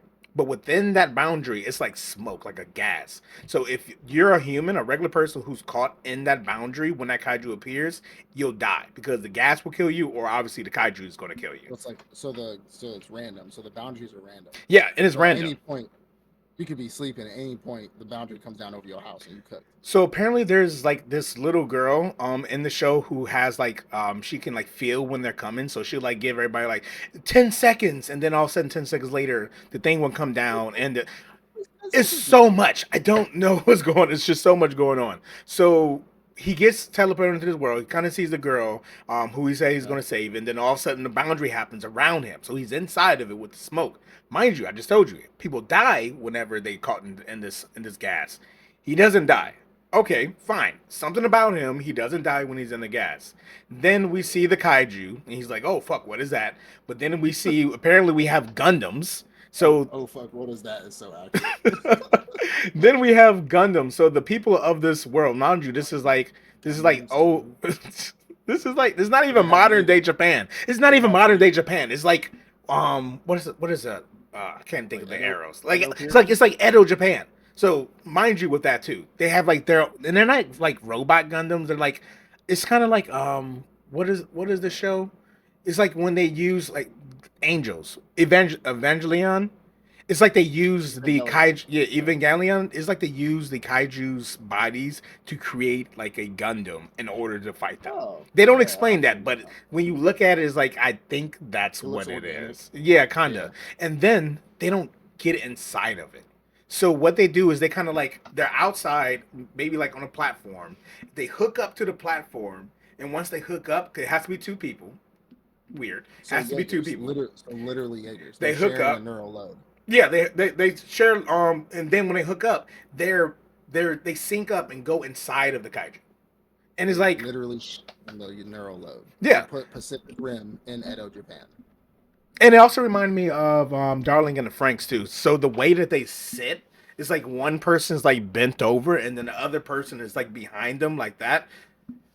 Bro, it's like so many different like they just got so much inspiration from so many different shows they didn't know what to do with it. I want to watch this now. I kept on watching it because it was just so wild. So now, I'm not even done yet. So they, mind you, they Neuralink into this kaiju themselves to fight the kaijus. They're fighting, and then at one certain point, like the girl, he has to like protect her. So he pulls a fucking Aaron Yeager and turns into a Titan himself. Not like a big one, but like a small miniature version of the kaijus. I'm like, what? Huh? It's kaiju number 8. I guess, dude, it's like the show pulls inspiration from every other fucking show, and they say, "Hey, how can we make this work? How can we make this stick, bro?" So they were in the fucking like the room, the drawing room, kind of like, "Hey, what are we gonna do?" They're just throwing fucking darts at the board, like whatever sticks we'll go with. Everybody's idea stuck to the fucking board because they threw everything in there with it. So with the show, I don't know. The latest episode, we pull a Bleach where the like lead guy of this organization, he kind of like, so they have this it's like a centennial event. So every 100 years they take down the wall between the kaiju world and the human world, and they go into the kaiju world and they try to kill as many as they can, and it's like a 100-year celebration that they do all the time. Like Newgate. I can't even. I don't. Did I say Newgate? That's when. No, I'm saying it's like Newgate. Oh, like Newgate. Yeah. So when they do that, so everyone knows that this is what's happening. But once it happens, the first iteration, because mind you, when he dies, he rebirths, and I'm not going to go through every single time he died. When the first time it happens, like the kaiju start coming through and they start killing everybody. Everyone is just being slaughtered. And he's like, "Oh no." And then he like looks up at the guy and he's like, "You're not stopping it. Why are you not stopping it?" And he's just sitting there kind of smiling, and then he dies. And then he comes back again, and then other shit happens. But finally he's able to reach that 100-year celebration thing again, and he starts to get the idea that this guy is behind everyone dying. Like he tried to warn everybody, like he's evil, he's trying to kill everyone. No one believed him. They try to lock him up. He pulls an Aizen. He pulls an Aizen. He pulls a Bleach. He literally pulls an Aizen and gets everyone killed in the end. And then he's like back to ReZero. It's like it's like he wants him to do something. Like when he realizes that he's able to rebirth, he's like it's like he wants him to have something to do with it. I don't know what it is. So it's like I'm watching it to figure out what the fuck is going on. I'm literally just watching it to see. It's got to be something. It's something. As crazy as you just made that sound, I'm probably gonna go watch. Like I told you, by episode 3, I was done with it. But then I was like, nah, I got to figure out what the fuck's going on. Like, it's not so bad where I can't watch it. It's just hella corny and just hella wild. that I want to see what the So fuck is going on. they got ReZero, Mm-hmm. Mm-hmm. Pacific Rim, Yeah. Kaiju number 8, Yeah. Attack Attack on on Titan. Titan, Mm-hmm. Bleach. We got a Bleach, Bleach in there. Darling in the Franks. They got that as Darling in the well. Franxx. Yep. Yeah, man. This. So yeah. How do I Oh, rate this? that sounds interesting. Based off Attack on Titan is an S rank, right? No. um. Right? I'm gonna Does he give it a. become the founder? He may be. He may be. He may be able to control other Titans. I don't know yet. I'm gonna give it a B. I'm gonna give it a B off the strength, off the strength. Because right now it's something got to stick, right? Like it can't all be a miss. So yeah, I'm gonna give it a B, and hopefully by the season series finales, it moves up to an A, maybe even an S. Who knows? I got hope for it. It sounds great. It sounds Honestly, amazing. it sounds like an S to me. It sounds like an absolute fucking S to me. Oh my god, my Um, ADHD was going crazy. yeah, I'm anxiety. I'm gonna take a Xanax before I watch this because I need to relax. Um, all right, all right. So the next one we got is the Earthbound Mole. Again, another one that I did not watch because it does not sound interesting at all. So go ahead and take it away. Yeah, I dropped Where you it. put it? I dropped it. D, D drop. This is a D. This is D for drop. The show is so weird. It's about spirits, spirit mediums, exorcisms. It's not my cup of tea, and it's probably a D because of it. And I'm gonna be honest. I know I'm not giving this a fair shot. I started episode one. I saw like the animation, how the character designs are. I hated the character designs. I hated the quirkiness of the people. I hated the quirkiness of what seemed to be like the main character. If you like look at the thumbnail, like the older guy that the kids are like behind, I didn't like him, and he was just stupid for no reason. Like I'm sure like he was like one of those, oh, he's a real quirky guy, but he's really good at his job. I don't care. I didn't get invested in his character. So I dropped this one after probably like 10, 15 minutes of watching it. So it kind of starts off with the two younger kids, and they're not even young. They're like adults. They're like maybe 21, 22, 23 years old, because it starts off with them all out like having drinks with their friends. Like they're having like a little group setting and everybody's drinking. So they're all over the age of 20 in Japan. I think 19, 20 years old is the legal drinking age. So they're all out drinking, and then they're trying to have like sexual references, but like the two main character guys, they're not like really into that. They're like just friends, and they don't even think on that level. So the other people left, and then they're like, hey, let's just walk home. On their walk home, they end up running into some weird guy, the main character, I guess, and he's just like really weird. He was drunk, and stumbling, so they decide, hey, we're gonna help you home. So they decide to help him home. They get to his house, and he's like being real hella weird, and they're like, oh, okay, we're gonna go now, and they kind of left him there. Well, the next day they were like, I wonder if he's okay. Like we kind of left him there drunk and passed out. Maybe he threw up and died in his own vomit type shit. So they're like, let's go check on him. Well, they go back the next day to go check on him. Same location where they dropped him off. They don't see it there. It's like they like looking up and down the street, like where it's supposed to be. It's not located. So they're like, okay, what's going on? Let's just leave. They go turn and leave, and lo and behold, the guy is behind them. And they're like, oh, hey, you. He's like, what are you guys doing here? They're like, we just came here to check up on you. He's like, okay, I'm good. And they're like, okay, then, well, we couldn't find your house. They turn around. His house is right there. And he's like, yeah. And then they walk in, and I don't know. It's just boring. It was just like was watching it more and more. Like I maybe even finished the first episode. I can't tell you how the first episode ended because it was just that boring. Like again, he's a spirit exorcist, and they get into spirit exorcism throughout the show. It's not for me. It's not for me. Yeah. So D for drop, but it could be a possible B or C. I don't see it being A or S, but maybe a B or C. But for me, it's a D. Yeah, I mean, hey, I'm gonna just roll into the next. Just roll into the next one. Yeah, so this one is Katsubaki City Under Construction. Yeah, I know the synopsis, and it's about like witches who essentially protect this world. This is a tabletop game and a video game as well, and it's about these witches who like protect the city from evil. I watched the first 5 minutes of it, and it's all in 3D animation, and it sucked, so I dropped it. I'm not capping. I literally was like, I'm not watching this. Like Yeah. I would vomit from just watching so much 3D animation. Mm, It's one thing to like do failed your frames, but this is all like the terrible whole 3D thing. animation. The It whole doesn't like transition for fight scenes. So they just talking in 3D. they're just like, Hey, how's yeah. it going? I'm like, I can't do it. I can't do it. I can't do it. So I dropped it. To be Damn, honest with you. 2Ds. That's a lot for us. Yeah, that's a pause. Anyways, um, so the next one we got is something I did start, but I didn't probably get as far as you did. So you can take this one away. But it is what the Water Magician. Um, So I probably can't take it too far away. I think I got maybe oh, 2 or 3 episodes into it. It's good. This is a good one. it's decent. It Yeah, has great animation. It has decent world building from what I saw so far. Um, yeah, the the scene, like the feel of the show is very light and like yeah, slight and jubilant. It doesn't. There's no downers yeah, to it. Like if a really bad guy came out in the end, it would feel really weird for this show. So yeah. this show is about a kid who was reincarnated. I don't know the exact circumstances behind his reincarnation. I can't necessarily remember that.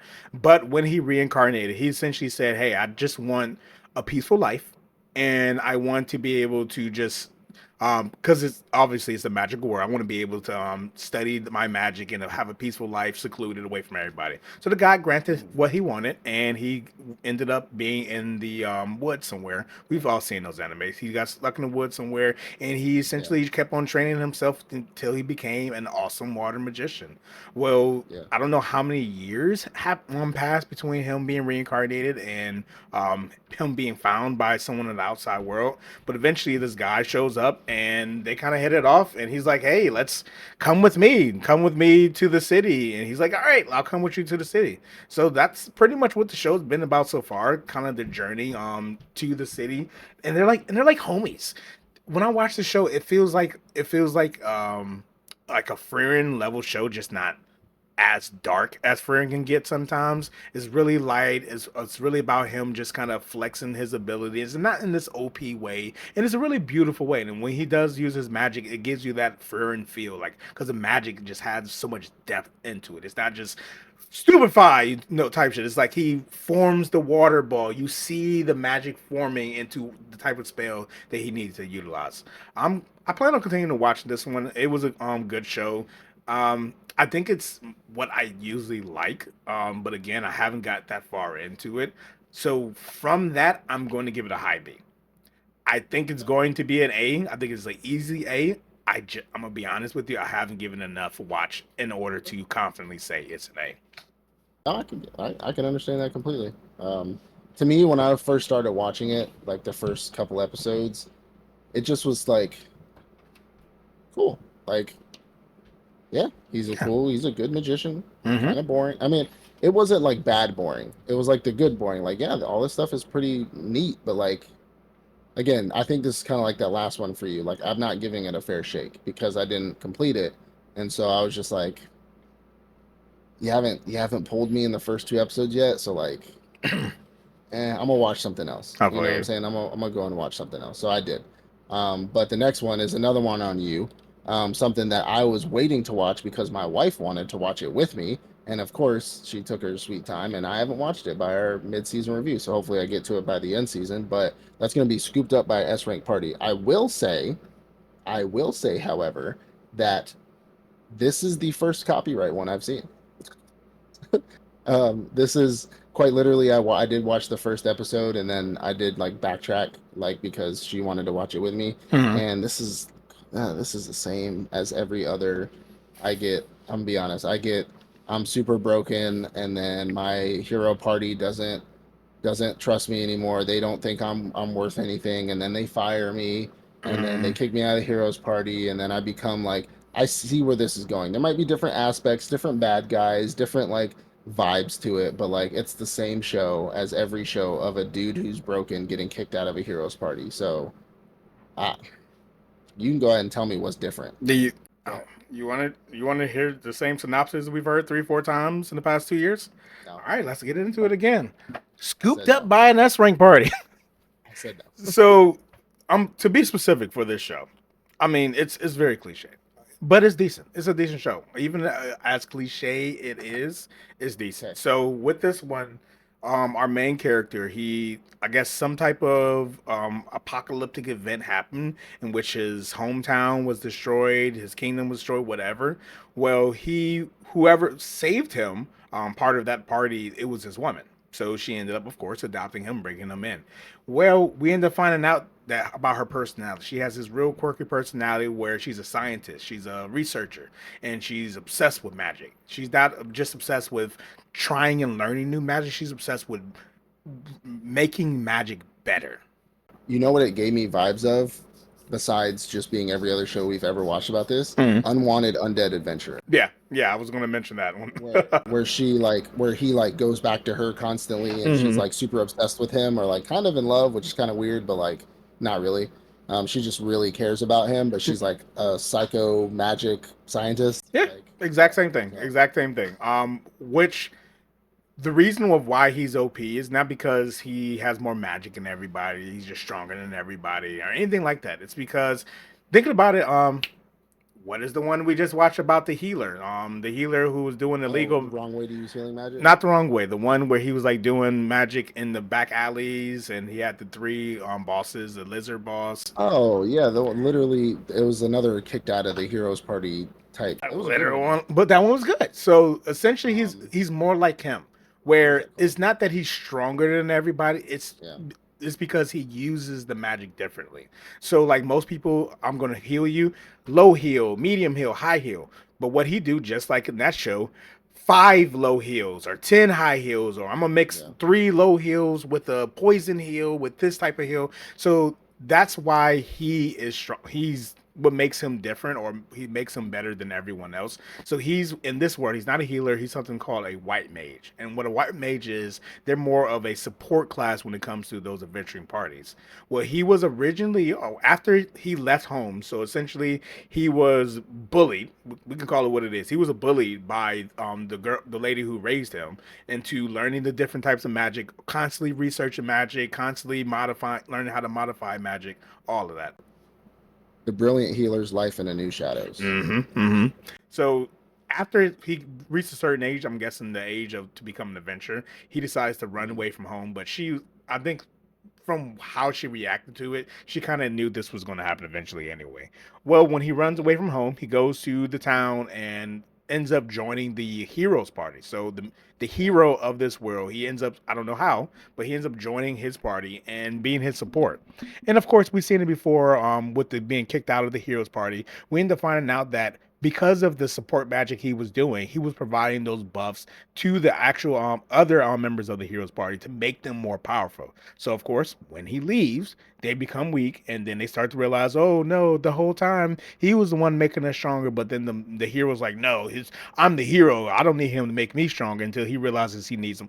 We've seen that one before. It is fine. So essentially, after he leaves the hero party, he ends up meeting a girl, and she just said, "Hey, why don't you join our party?" She's the S rank adventurer, so now he's part of the S rank adventurer party, and that's the show. Like we see him essentially every situation where we're like, oh, we need this. This is too much. Like we need a super advanced healer to be able to do this, or we need a super advanced detoxification spell for that. He's like, oh no, I can do that with these spells, and he doesn't. Like, how are you able to do that? Because he's using 10x on whatever his spell he's using. So is this show brown breaking or anything like? No, it's not groundbreaking. It's decent. It's a decent show. It uses the same tropes as other shows, and it does it well. I'm going to give this show a. I was about to say C. I'm gonna give it a B though. I'm gonna give it a B. What is the second one? That is the rebirth. The one Ah, with the kaijus. nah. It's gonna be below that one. It's gonna be below that one. It's crazy, bro. I really want to see what's going on with it. This one it's not that crazy. It's like we Yeah. know. It's like you can literally sit down and be like, okay, I'm gonna write the next episode. 6 times out of 10, I guarantee you, you write the episode perfectly correct. So it's nothing really to super look forward to. Okay. We know what's going to happen. Eventually, they're going to have a run in between the hero and this guy. He's going to try to force him to join his party again. He's going to say no, and then his party He's members gonna are try going to to support sabotage it. him. And it's Yeah. going to try to sabotage the party. It's been there, done that. At the end of the day, I love these type of shows. Yeah. These are my shows. I'm going to watch it to the end, but Mm, it's nothing crazy. It's a good B show. okay. Okay. Cool. Well, the next one we got is Clevatess. This one Mm. is a really good show. Speaking of So groundbreaking, yeah, speaking of groundbreaking, this show is absolutely fantastic. So this show essentially, and this is the reason why I like this show before I even get into it, is this is a fresh storyline. This is something we really haven't seen before, and it's really rare to get those these days. Something mm-hmm. is always a rip off of something else, and this is like has new essence to it. This show essentially starts off with our heroes who are essentially going to fight the demon lord Clevatess. We end up finding out that there's demon lords of like the north, south, east, and west essentially, but this is the one of the south, in the mountain, the wolf of the mountains. And our heroes are imbued with these types of swords that allow them and give them specialty powers or give them new types of powers, in order to fight these demons. Well, when they get there, they get low diffed like instantly. Like this demon lord is like, I, I don't care about you guys. Like why are you here? And they're like, we're here to fight you because you're an evil demon lord. And he's like, I haven't even messed with y'all. Like, what are y'all in my place for? Like, I've been sleeping for 100 years. Like, what are you talking about? Well, essentially ends up low diffing this entire heroes party, slaughters them. I mean, slaughters them. Our main character, who is a girl, one of the female heroes, she ends up surviving a little bit longer than the others, but she also ends up getting slaughtered. She gets her legs and arms cut off, eyes cut out, like craziness. And we kind of get like a little snippet of, because Clevatess is so mad, essentially, that these heroes came and attacked him. And he found out that they're from the specific kingdom that sent them to go do that. He said, "Well, if y'all are gonna do that, I'm gonna go destroy your kingdom. You want to come and attack me? I'm gonna go attack you." So he ends up going to the kingdom that the heroes came from, destroying the entire kingdom, killing the king, killing like almost literally everybody as he's leaving. And imagine, think of him like a giant nine-tails fox. Like that's essentially what he is, just with like kind of tentacles and not furry, like furry tails. um he's leaving. There's his mom, and she has a baby, but she's smushed under a rock, and she's just like, please just take my baby, take my baby. Like I like, he's like, why would I? Like, I don't care about a human, a small or big, larger, male or woman. I don't care. All of you should die. And she's just like, please, this baby did nothing wrong for you. Please just take care of him or go put him somewhere safe, whatever it is. Like, please, please, please, please, please. Somehow, some way, it tugs on his heartstrings, and he says, fine, I'll take the baby. But in the one instance that humanity shows that, it's not worth saving, because he asks her, like, why should humanity be saved, essentially. And she's just like, because babies like these can be raised to not wage war like the men before them. You know what I'm saying? And he's like, fine, but the minute I see that this baby holds no significant value, I'm going to destroy humanity, essentially. I'm going to destroy all humans. And so he takes the baby, goes back to his kingdom, and the baby's just crying and shits his pants and is just crying and crying. And he's like, I don't know what to do with this baby. And so he's like, I need a human female to take care of this baby because I don't know what I'm doing. And so he sees our female character on the ground and essentially reincarnates her, like puts his, like, I think it's called black ichor, like inside of her, and like reform, like puts, like re-stitches her legs back on, closes her eye, gives her a scar, like essentially reanimates her He fucked completely. him up. He fucked him up. Why was she Yeah. in parts? Yeah. Yeah, he had to like reanimate her completely. She gets reanimated, and she's standing there in front of Clevatess. She's like, I thought I died. Like, what's going on? Why am I put together? And he's just like, he's like, feed the child. And she's like, how? What do you mean? I'm what? And he's like, whip it out, Do the thing. and yeah, feed the child. And she's like, what? And he like, rips her top off and is like, feed the child. And she's just like, she starts screaming. She's like, I can't do that. And she's like, and Clevatess is like, what do you mean? Why can't you produce milk? And she's like, because I haven't had a baby yet. What only women who've had babies can produce milk. And he's just like, so you're useless then. So you're useless then. No, because she was like, I'm a virgin. He's like, so you're useless. Okay, got it. Yes, so you're useless. And he's just like, okay, well, he ends up, I mean, a bunch of conversations back and forth. He ends up saying, well, you're going to be my slave, essentially. You're going to take care of this baby because you're still a human. So you know how to take care of the baby better than I do, but you're still Hmm. kind of a human. And so Clevatess ends up going into a human form. He ends up like transversing like into this like human form, like a young boy with a horn sticking out of his head. And then he essentially explains to her that you've been reanimated through my blood and you have to do everything I say. If I want to kill you, you kill you. If I tell you to stop, you'll stop. If I tell you to jump, you'll jump. You are essentially my zombie slave, but you're going to be my shield and the baby's protector as well until we go out into the world. And she's like, why are we going out into the world? And he's like, because I want to learn more about humans. I want to learn more about humans. I also want to find, like, main thing is to find a wet nurse, somebody who can feed the baby because the baby's going to die soon without milk, essentially.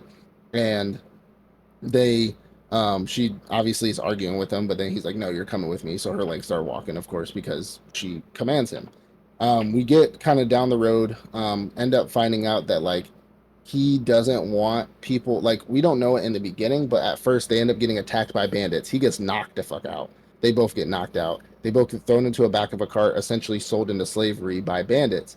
And we don't find out until a little bit later, till some of the last episodes in the mid-season, but that he doesn't want to fight back because he doesn't want people to know that he is the demon lord from the mountain. Like, he left the mountain Hmm. because then his mountain would be attacked by other demon lords, other armies, things like that. So he's kind of like nerfing himself at this point. He can't really get hurt. I mean, he gets hurt, but like, it's nothing. You know what I'm saying? And they end up getting sold into slavery, and they go into this slaver town and essentially start working. Our main hero girl, she ends up getting taken off. They find out she's a hero, and so her main goal is to now find the 13 swords, essentially, like the 13 weapons, I Hmm. guess, is what they're looking for of the heroes that died. And so they're going to use her in order to get those weapons because you can control pretty much a whole damn country with like the magic weapons because the forge was essentially like not destroyed, but it's inoperable right now because Clevatess essentially destroyed all everything around it.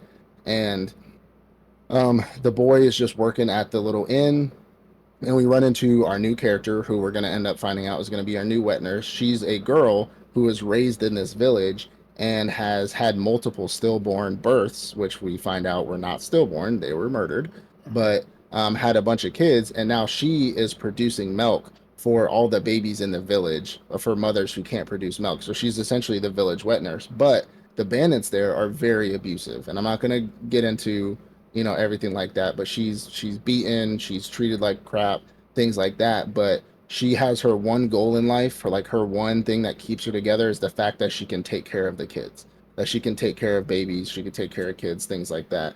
And so we kind of have two stories going on.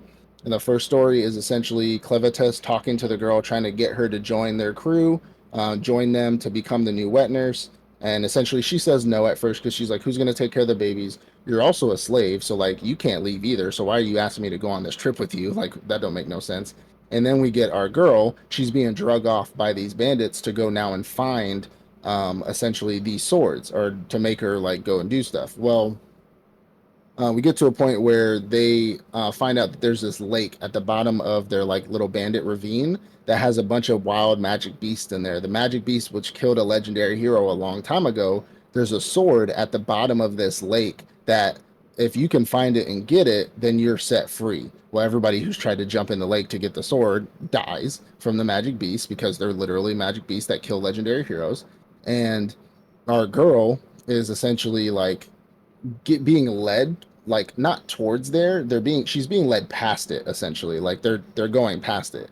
And as they're being led past it, another group of bandits, it's the same group but like another like just group in the village shows up, and they're like, well, before you take her to her mission, like, let's beat her up, essentially. And they're just like, okay, well, she says, well, screw it, I'm immortal, like, let's fight.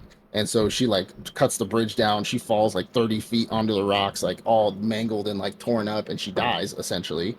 And then she like wakes up, but she's paralyzed from the neck down. And the black ichor like comes out of her into the little baby, little baby puppy form, and asks her a question. He's like, "Hey, I asked old girl to be our wet nurse. Why'd she say no?" She's like, because all she sees you as is a slave. Like if you killed everybody, like, or if you like showed your true form, she'd probably go with you. He's like, I'm not gonna do that. So what you're gonna do is you're gonna kill all these bandits. You kill him. She was like, "What? I can't do that. Like, I don't even have like a quit. Like, what do you mean?" He's like, "You're gonna kill all the bandits, and then you're gonna report back to me when you're done." And then she's just like, "Okay." And then the ichor goes back into her, and she like, like reform her whole body like reforms again. And then she gets a sword and she starts murking. She starts murking motherfuckers. And then she's just like, the only way I'm gonna do this is if I can get that legendary sword, because then I could use my powers again to, beat all these people. And she ends up tricking them all to climbing on top of these giant like scaffolding. And then she cuts it all down and everybody goes into the water. And then she hides in a barrel as it's sinking to the bottom while all of them are getting eaten up by the damn magical beast.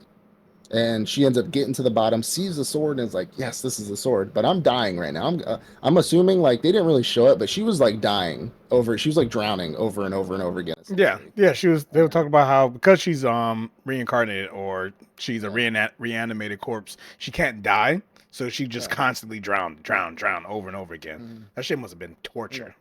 Yeah, she was like, my vision keeps going out. My body's numb. Like now I'm waking up and I just can't. She can't drown right. Like, and because she's not feeling any physical trauma, her body's not really doing anything. It's just keeping her in a drowning state, but her eyes are still open. So she goes to reach for the sword and realizes that's not the bottom of the lake. There's a giant magical beast at the bottom of this lake that's just been sleeping.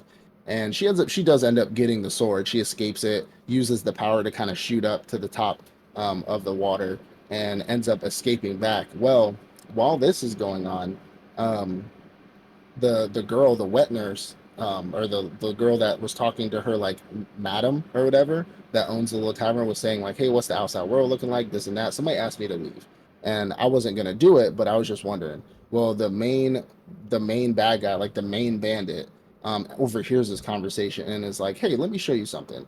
Ends up taking her to a dungeon and is like, "Since you are thinking about leaving, that's treachery, and you're gonna die now from execution from this magical beast that I control." And it's this like giant troll, looking thing. And she, as as the troll's about to eat her, the wet nurse is thinking like, I should have just said yes. I should have just took his hand and said yes, and I'd be alive right now. And then she sees Clevatess on the back, and he's just like, oh, so this is what's going on. And then she just gets chomped up. And I'm like, oh damn, I thought you was gonna save her. Mm-hmm. My bad. And then the baby starts crying because the baby that they've rescued, Luna, called Luna now, I forgot to mention that. Luna really liked her, like really like took to her, and obviously because she's like breastfeeding her, like they shared a bond now. And she's like, don't cry. People need to eat. Everybody needs to eat. That's the way of the world. You need to Magic beasts need to eat, so they feed. Humans need to eat, so they feed. That's life. I don't know what to tell you.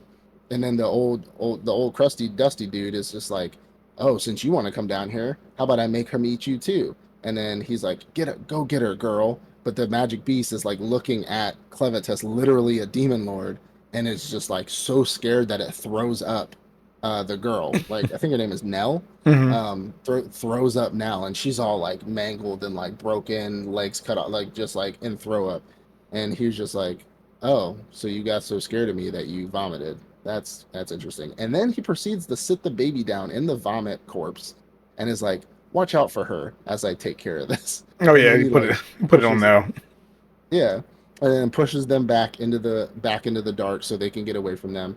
And then he ends up beating the beast, fighting the main guy, and the main guy talks to them about magic, and he's like, "Hey, this is magic. Like this is what." And I really enjoyed this part of it because in this type of world, magic is just starting to become a thing. Hmm. So like it's the pre-magic, and they said it in a certain type of way where a lot of shows that we see talk about magic all the time. Everybody's a mage here. They can do fire magic there, water magic, but they're just starting to get into the science of magic.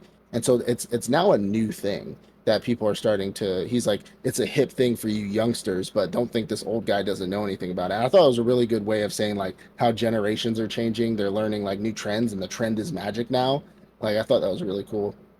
Well, he ends up going back to the girl, or like kind of mind connecting with his girl, with the main character, and he's like, hey, I can tell that you beat all those bandits. The fact that you held magic from me is kind of bullshit. So you're gonna get back here and get punished for your transgressions because you fucking lied to me. They end up going back. She doesn't really get punished. She's just like, I don't do magic. I've never done magic before. So what would I tell you about magic? As they're about to leave, she's like, you need to save her life because she literally saved the baby's life to her last breath. He's like, if I do this, you're gonna die because I can only reanimate two people at the same time, and it's a pain in the ass. And she's like, I'll gladly die. Luckily, she doesn't die because she's super strong. Like she's strong, and so she has the ability to like stay, like stay an animated object. She ends up taking, which they don't say it, but you can tell now after they talked about it, the ogre that was there, she took the parts from the ogre and put it into Nell, and so reanimated her into a better looking corpse. Because before, when she was alive, she was like really heavy set, like just sloppy, teeth were missing from getting punched so much, like hair a mess, black eye. Well, when he put her body back together, she was skinny. She still had, opie, but she was skinny. Like all her teeth were there because he pretty much reassembled her corpse and made her better. Hmm. Um, and then old girl woke up. She's like, "Oh, I'm alive. Oh, cool." And then she's like, "Where's my sword?" Like, and she's like, "Oh, yes." They're about to leave. Old boy's like, "Yeah, give me that. Yeah, give me that. I'm not. You don't need Nah." that. Yeah, and he's like, "You lucky I don't throw it away. I'll give it to you when you need it," and puts it in his shadow. And then they get attacked by a minion of another magical beast of the West, or another demon lord of the West. And essentially, the what not necessarily confusing, but what we're about to get into is the fact that this demon lord of the West was actually really interested in humans and decided to monitor them. However, something's been happening in the world where babies of every race have been getting stolen or bought.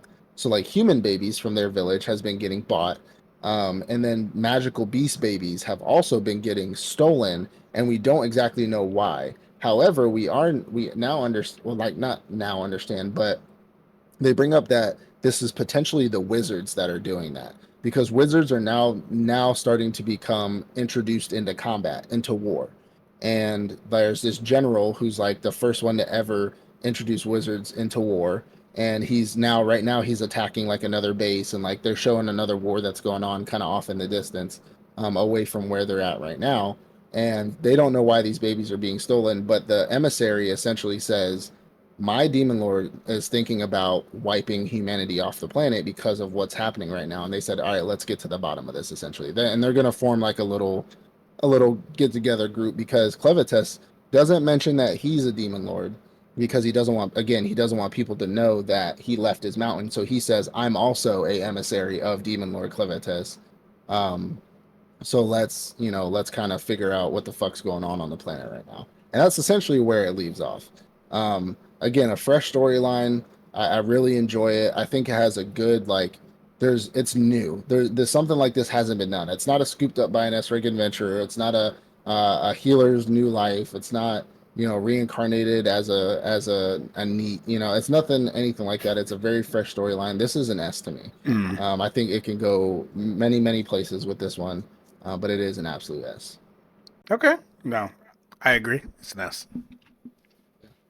Honestly, I love this show because of how dark it is. The fact that it's unlike any other show that I've seen so Yeah. far. I'm pretty sure there's at least one other show out there that has its own similarities, but it's nothing that's done over and over and over again. And Yeah, that's it's it's new. a real fresh take to it.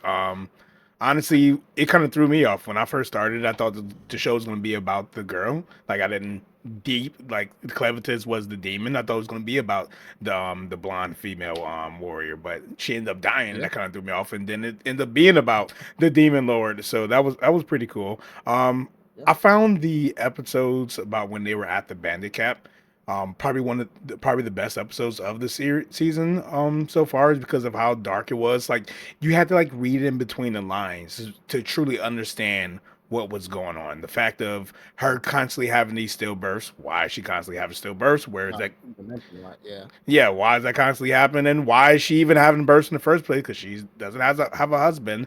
And then they kind of talk about how other children they constantly sell other children. Where are all these little kids going? They come in, she feeds them for a few months, make them And nice, she never seen it nice, again. Yeah. fat and healthy, and then never see them again. So it's like it's extra layers to the show that you really have to be paying attention to, and Yeah. it's not necessarily spoon fed, but it's not like one of those. What was that one show you like? You had to we had to watch it in English just to understand what the hell was going on.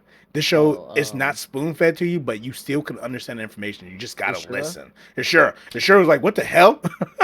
We watched the whole season. It was like, so what's the Yeah. show about again?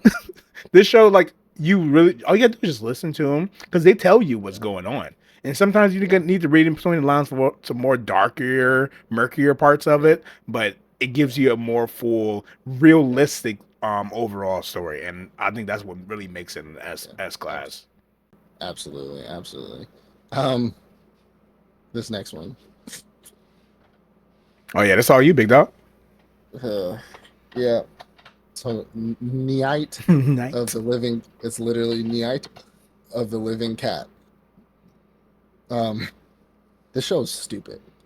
So, and it's not stupid in like, oh, this is dumb. I hate it. It's Mm. stupid as in like, what made you write this? Like, in what universe? So this show is essentially about the cat apocalypse.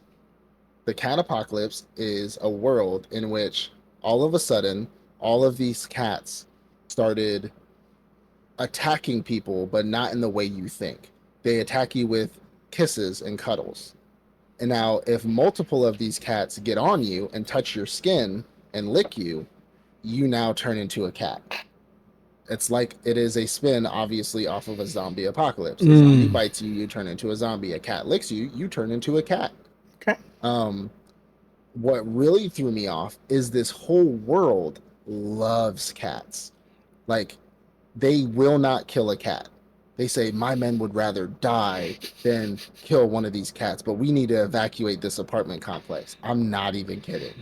Like the military, there's like a whole scene with the president and like his vice chairman all in a room, and it's like, what can our army do? It's like, well, obviously we can't employ guns and tanks, sir. My men would rather die than kill any of these beautiful kittens. Stop. I'm not kidding. I'm not even kidding.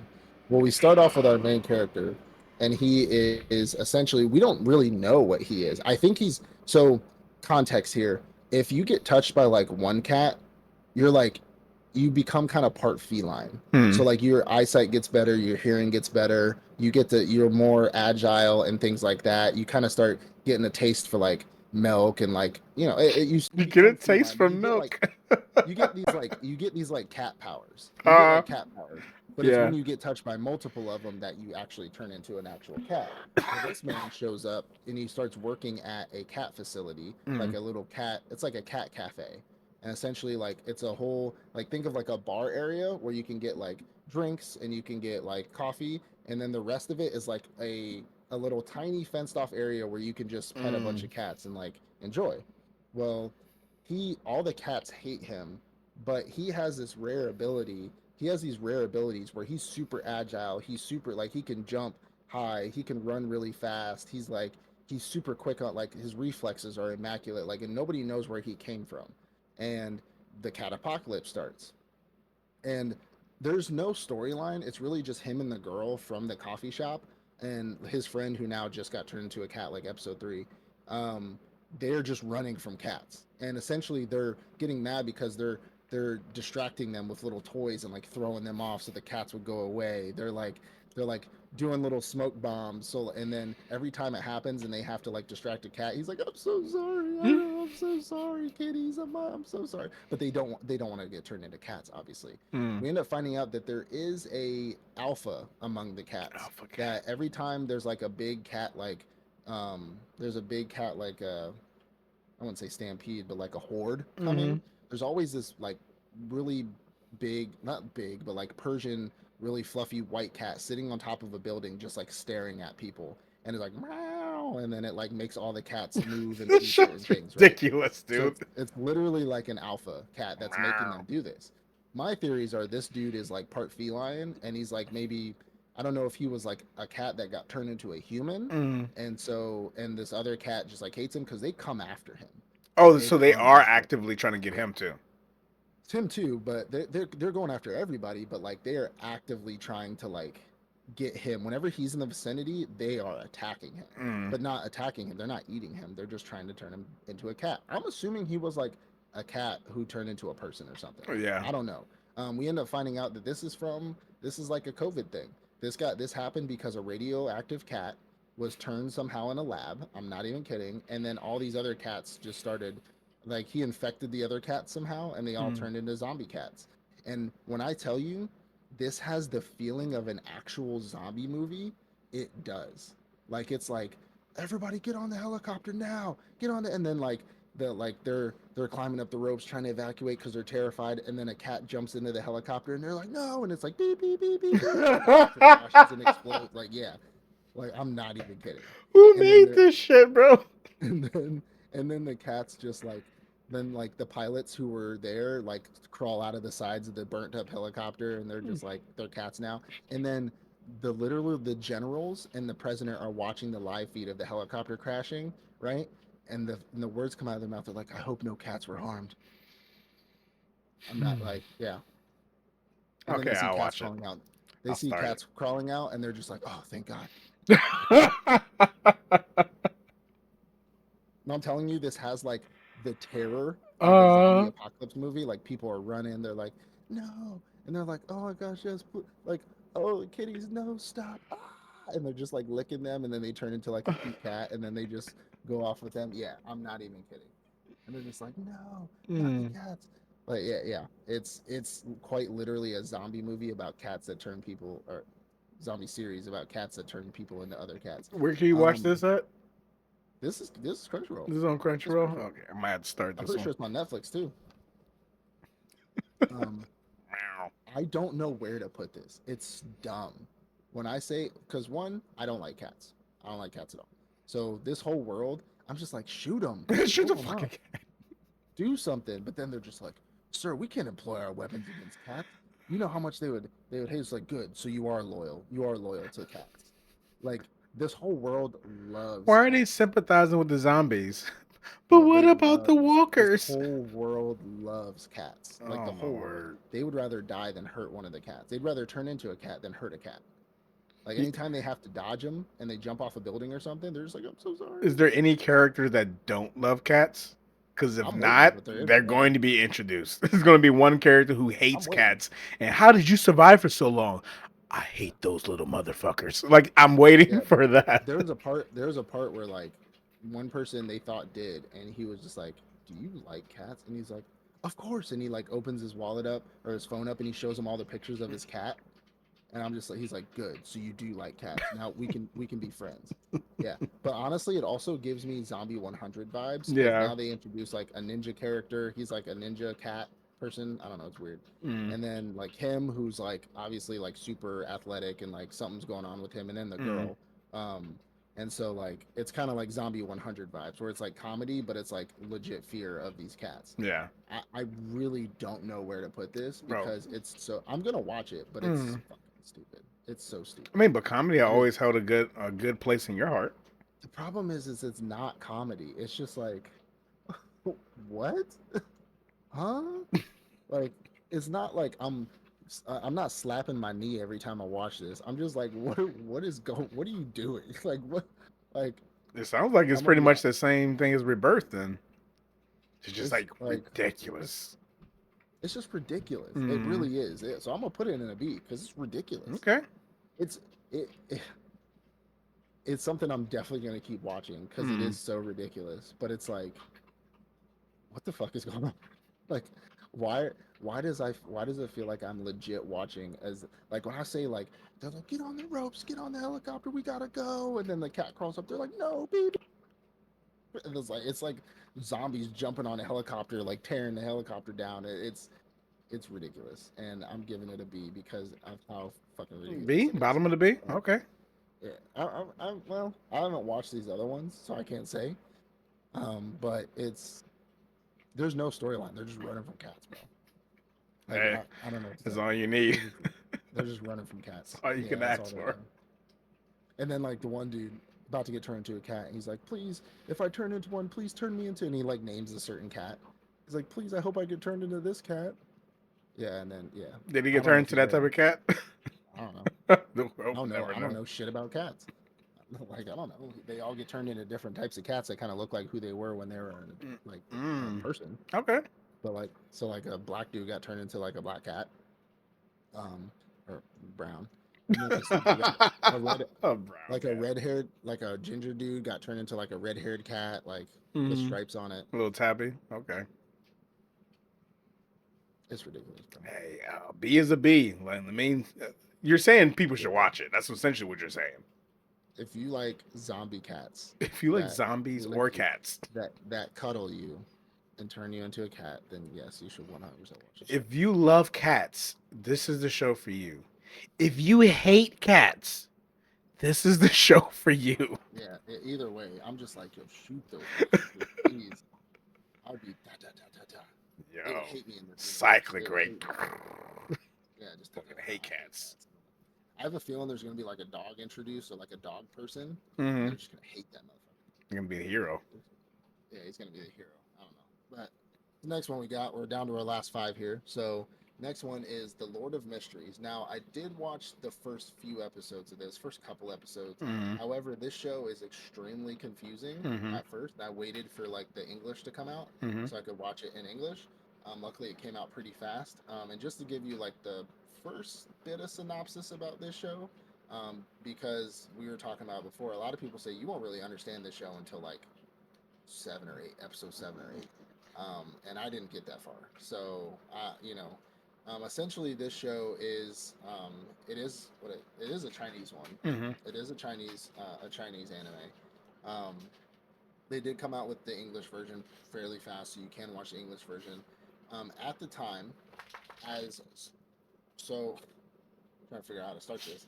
Um, there's a guy who essentially dies in his world, reincarnates into this new world as soon as the dude in that world shoots himself in the head, Mm-hmm. essentially.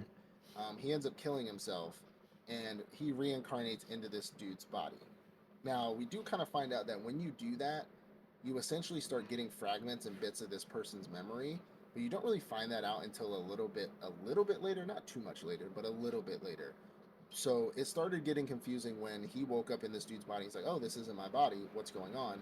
But then when things started happening around him and he started meeting his family, like his sister and some other stuff, he started acting like the dude would have acted anyways before. And I'm like, how, how do you know this person? Like that doesn't make any sense to me. And so now his goal is to like figure out what's going on. Um, there comes a point where these cops are now starting to investigate these murders, and we come to find out that him and his two other friends committed suicide all at the same time, essentially. So these cops are trying to investigate these murders, and or not murders, these suicides, and they kind of come and knock on his door, talk to him a little bit, if I'm remembering this right, and they talk to him a little bit, and I'll be honest, I don't quite remember exactly what goes on, but this man ends up doing not necessarily a ritual, but he ends up falling asleep or kind of falling into a trance and ends up going into this damn domain expansion and essentially brings other people into this domain and starts acting a like the fool. Like he calls himself the fool. And he is like the god of this realm and trying to figure out this one girl's trying to figure out how she can become like I think it's called a pathfinder because their powers in this world are called pathways, and essentially how a pathway works is you have 1 through 9, and your first power is like that's your starting power, and then you go to 2 all the way down to like the ultimate pathfinder or pathway or whatever it's called, and Hey, the it's only great way to you meet can you. do that. How's your day going? I'm really looking forward to working on some cool stuff together. What was that? I don't know. Oh, weird. The only way you can get to your next level is to find an elixir that matches your power that you don't know where it is or where to find it, essentially, to get to your new power. And the dude that he summons into his little domain expansion is like, I can get you your first elixir to at least become level 1. And she's like, cool. And then he kind of wakes up from this world. He like sends him away. The cops come and talk to him, and he essentially tries to like he's like, I don't know what you're talking about. I don't know anything that's going on. They're like, cool, we'll leave. And then he's like, let me redo my luck ritual, because like my lucky ritual or whatever. He redoes his little luck ritual that he did back in his world, and that opens up his first path and gives him his first level of power. And then, um, yeah, it kind of like, I'm like, what the fuck is going on right now? Like, honestly, what the fuck is going on right now? I have no idea. They He ends up like running away, stops time. I do know from like clips I've seen and things I've heard and from what I've seen is like his power is time manipulation. So he gets really scared at one point, darts out of the house, stops time, whatever it is. But his power is time manipulation somehow, some way. And that's as far as I got because there's other shows I needed to catch up on and watch, and this one was like something that like I needed all my brain cells firing on all cylinders to watch, even in English. So I'm definitely gonna watch this, like because it's really interesting. Like it leaves a lot of questions and a lot of what the fucks, and I like that. And because the power system seems cool, the animation is really nice. I don't think I can justifiably give it a rating yet, unless you haven't gone any further than me, but I'm sure you have. Um, but yeah, so it's just really confusing, like really, really confusing. So you take it away with if you got more than that. I watched the first episode 3 times. I have no more than what you got. So yeah, I didn't watch it in English though, so that's a good idea. I'm gonna try watching it Yeah, in English this time. it was. I tried to watch it in Chinese the first time, and I said nope, I'm waiting. I watched it the first time, got halfway through it. I said, wait, what? So I restarted it Wait, and wait, what? reread the beginning because the beginning is kind of where they do a little quick info dump on the power Yeah, yeah, system. So, like, okay, all right, I got the power system, and then we reintroduce, and they don't even call it like reincarnation; they call it like transmuting, transmigration, or yeah. some shit like that. Transmigration. And I was like, okay, but what's So he going knows what happened to on? him. That doesn't Yeah, make sense. yeah, like he knows. It's like he whatever he did, he purposely did it. He just didn't see it happening. I'm just so confused why Well, he's confused so and why he knows what's in the happening. beginning, he transmigrates and then he wakes up and he's like, "Did I just transmigrate?" And I'm like, "How do you know that?" But then we find out that his luck ritual he did in his old world was just to like get him a job. So like, how the fuck did you know you transmigrated? But then we do end up finding out that you share memories when you transmigrate into another body. You start sharing fragments of that world, and eventually that you become both of those people. Hmm. Like you can share the memories. And so in the beginning, he gets a bunch of fragments from his memory. So he knew who his sister was. He knew like what was around him. He knew like kind of where to look a little bit. And so, but we got that a little bit later on, which made a little bit of sense, like a little bit later in the episode. But what didn't make sense is like he can create domain expansions and like summon people into them, and he's all of a sudden sitting there like he's king shit. And I'm like, Yeah, even he seemed how? confused about that part. He was like, he didn't seem like he knew what was going on, To, but he just rolled with to the be fair, punches. It was weird. if that ever did happen to me and I realized I had control over this domain and people showed up, I wouldn't act like a idiot either. I'd sit there like I knew what the fuck was going on because that's probably your worst mistake would to be doing this and then being Hmm. like, "Oh my god, what's going on?" But like I'd sit there and be like, "Yeah, I'm the king of this place." Like, I try to like lie my way through it just to like see what the fuck was going to happen. You know what I'm Yeah. saying? And I think that's what his plan was to just act tough through it. But he didn't know what the fuck was going on either, and neither did we. So, Yeah, nobody knows what the and fuck's then going on. and then he does his luck ritual, turns into a pathfinder, and now he can control time somehow. And I'm like, does that have any relevance to him going into that domain? Is that like his extra pocket dimension or whatever? Like I don't understand it. So Mm. I do want to watch it, but and I know a lot of people love this show, but a lot of people also say this is like the most confusing show that they've seen in a long, long time.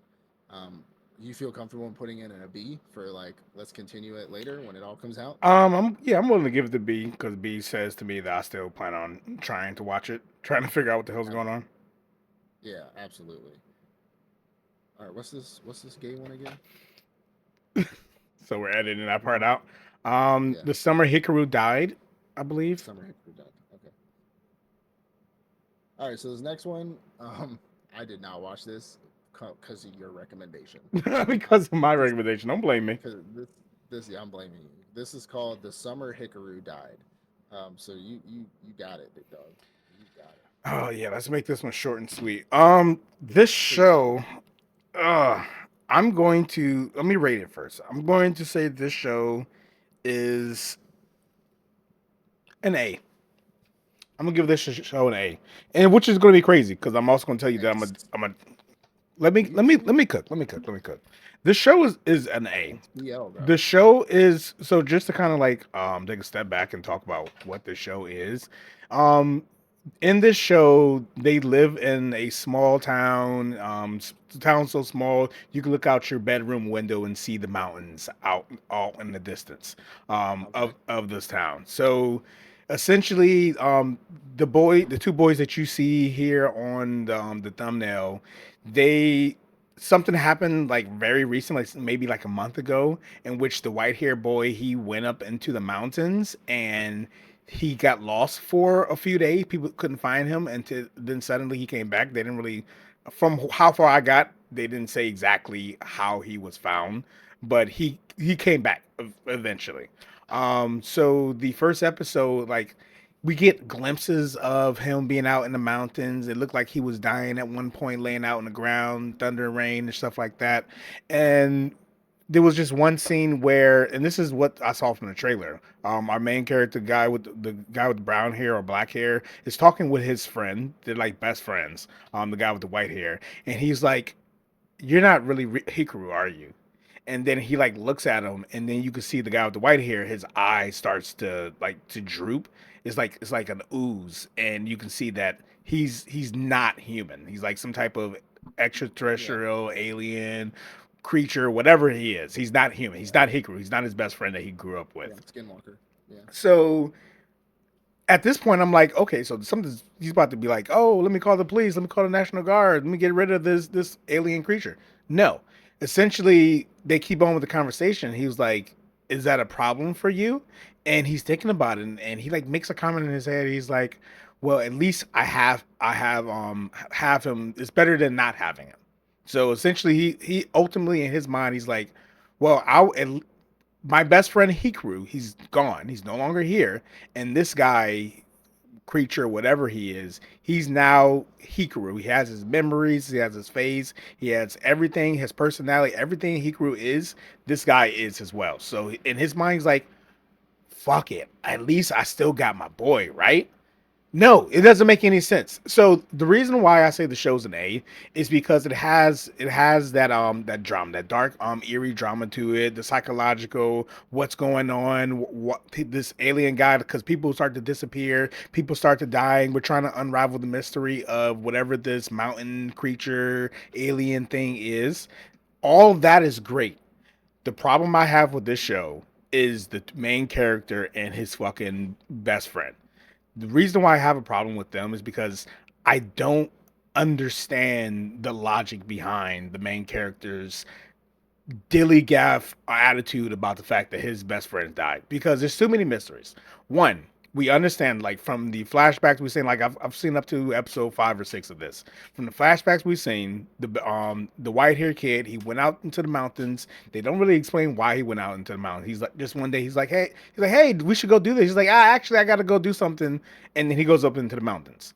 We see that he somehow gets hurt, and that is laying down on the ground in the mountains, dying, and reaching his hand towards something, saying, "Save me, help me, come be with me, join me, so that I can live." And then he comes back. So we understand that he died. The best friend is dead now. What we don't know is, did this creature kill the best friend, or did the creature find the best friend dying and take over his body? What is the circumstances between how our best friend went from living to now he's gone, and now this creature is the replacement? And even though, like, take this with a grain of salt, even though this is not the main motivation of the show, the main character is gay for his best friend. He's in love with Hikaru. It's a BL. It's not a BL. So I looked it up. I googled it. This would not be considered a BL because the show isn't about the boy love. That's what BL stands for, boy love. It's not a the show isn't about boy love. The show is about the mysteries surround. You can put it wherever the hell you want, but the show is about the mystery surrounding the death of the Hikaru, who this creature is, and the motivations, the true motivations of the creature. So I'm gonna ask you a question. Go ahead. We talk about how we rank these shows based off of, we try to be unbiased, but we also try to be about us because we are ranking them. Yes, people watch this, so they're gonna see like, oh, well, I would have put this place, or I would have put that place. How somebody who loves cats, I know a specific somebody who probably would have put Nyaight of the Living Cat as an S. But for you, did you drop this show? Are you going to continue to watch it? Because if no, or if yes, then it's a drop. No, no. That's just for other people. The show used to be hotter drop. We are no longer hotter dropping. We are ranking the shows. I am ranking the show based off of my opinion. This is my opinion. I think the show, maybe not A, B. I'll give it a B actually. I think the show is a B show. It's just because I cannot rationalize with the main character and his reasonings, I can't watch the show. I think no. I'm killing your alien replacement. He's done. Like your alien replacement is dead. Either he's dead or he's going to be on the FBI, CIA's lab table somewhere. We're not. I'm not. You would avenge me. I'm okay with that. Yeah. I'm definitely avenging you. Like, and again, like I'm ranking the show. The show is decent. And apparently a lot of people love the show. The show is decent. It's just I can't get behind. And then there's like too many points where like he's staring at his body and having thoughts. And I'm like, I can't get behind that. Like you do you. You do you, boo-boo. But me, I can't watch a 10-second scene of you staring at his abs. I can't. Everything else can be a good story, but this little power situationship thing y'all got going on, I don't understand it, and I can't rationalize the rest of the show because of it. That's why I can say, yes, the show, the plot and everything is good, but the main character and his reasonings and what drives him, I don't understand, and I don't feel like I will ever be able to understand. That's why I personally have to drop it. And that's all I got to say about that. You can put it wherever you want. I still think it's a decent storyline. Kamitsubaki, City Under Construction. Probably. I don't know. I like psychological horrors. Well, when you first texted me about this, you said, I don't think this is something you would like. And then I was like, bet, why? And then you said, it's very psychological and like kind of dark mystery, and I know you're not really into that. And then I was like, you're right, but it sounds interesting. Like the aliens, things. And then you texted me and you said, you're not going to like this. You're not going to like this. And then I was like, because at the beginning, that was the beat. It was the beat coming out. But once I established the reason for the drop, that's when I was like, yeah, you're not going to like this. And hey, no hate to anybody who likes this type of stuff. Even people who like BL shows, that's your preference. But like, just like you said, if I can't relate to that, I can have my own personal opinion to not watch a boy stare at another boy's abs for a 10-minute scene. Like, I'm not doing it. Like, if I don't have to, I'm not going to do it. Facts. So, like, it is what it is. All right, last three. So we got the Stunned Hero and the Assassin Princesses. One that I completely forgot about, and that's on me because I was gonna watch this. So if you wanna, we can get through these last three. You can take this one away. Yeah. I'm pretty good at this one. So this one is kind of corny. I don't really know where I want to put it as yet. Usually I kind of have an idea. I'm not really sure. So this story is about a guy, the Stunned Hero, but while he is the plot of the story, he's not really the main character. So it seems like the main character are the three assassin princesses. So one princess, she is from the Assassin Guild. She's not necessarily a princess; they just call her that. She's from the Assassin Guild, and she's been tasked to assassinate this guy.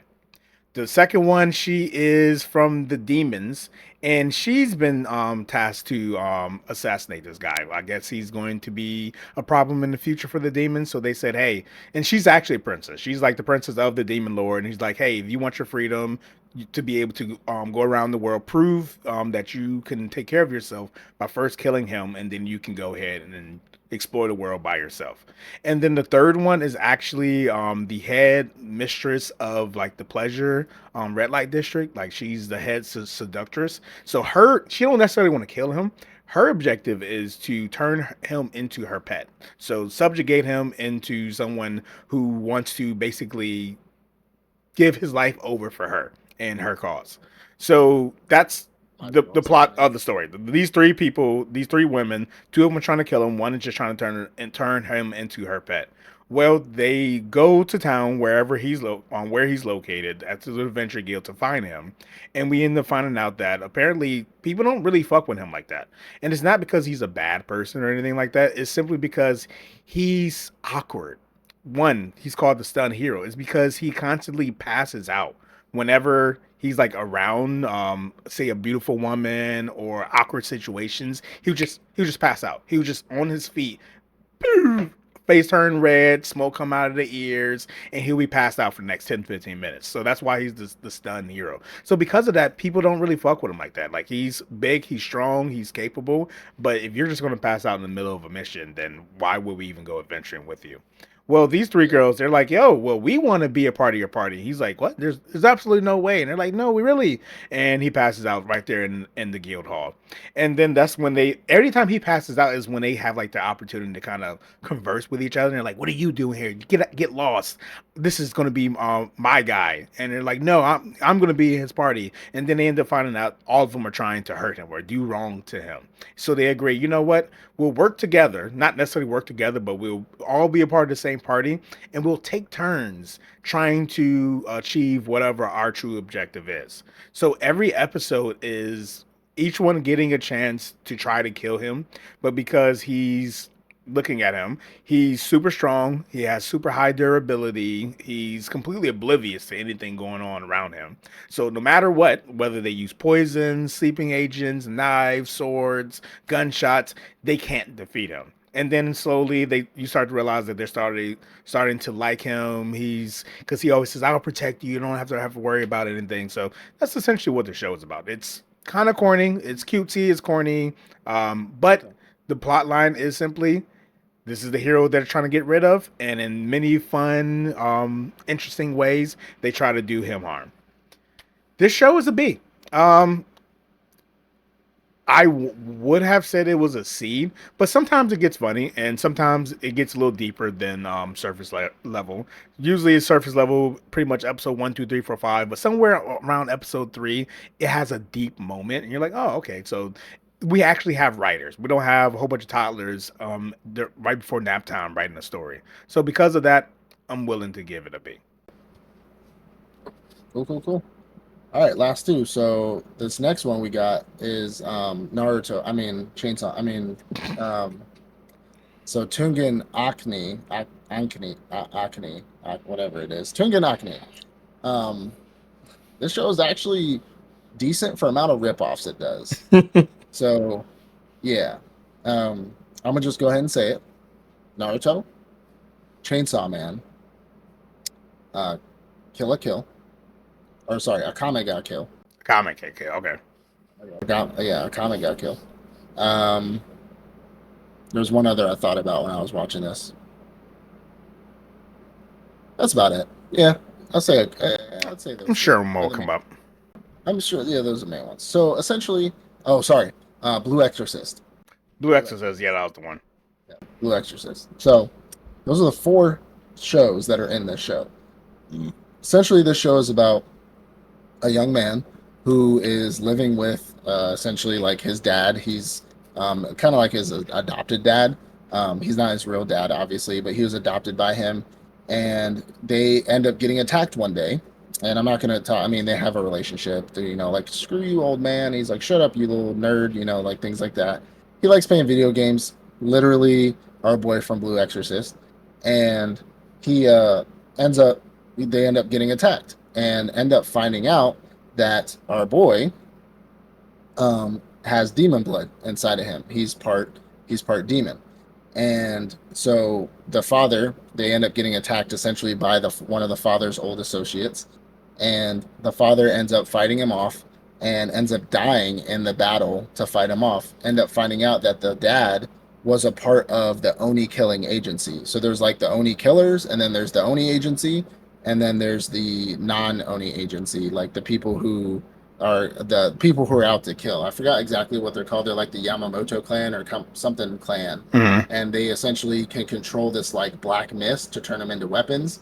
While demons can control blood, and they end up fighting each other, and they have these two agencies that are constantly at war. When this happens, our boy essentially goes full six tails fox on the guy, and his main thing. Everybody has the type of blood that they use. They have their own different types of like weapons, and it's whatever emotions drive them.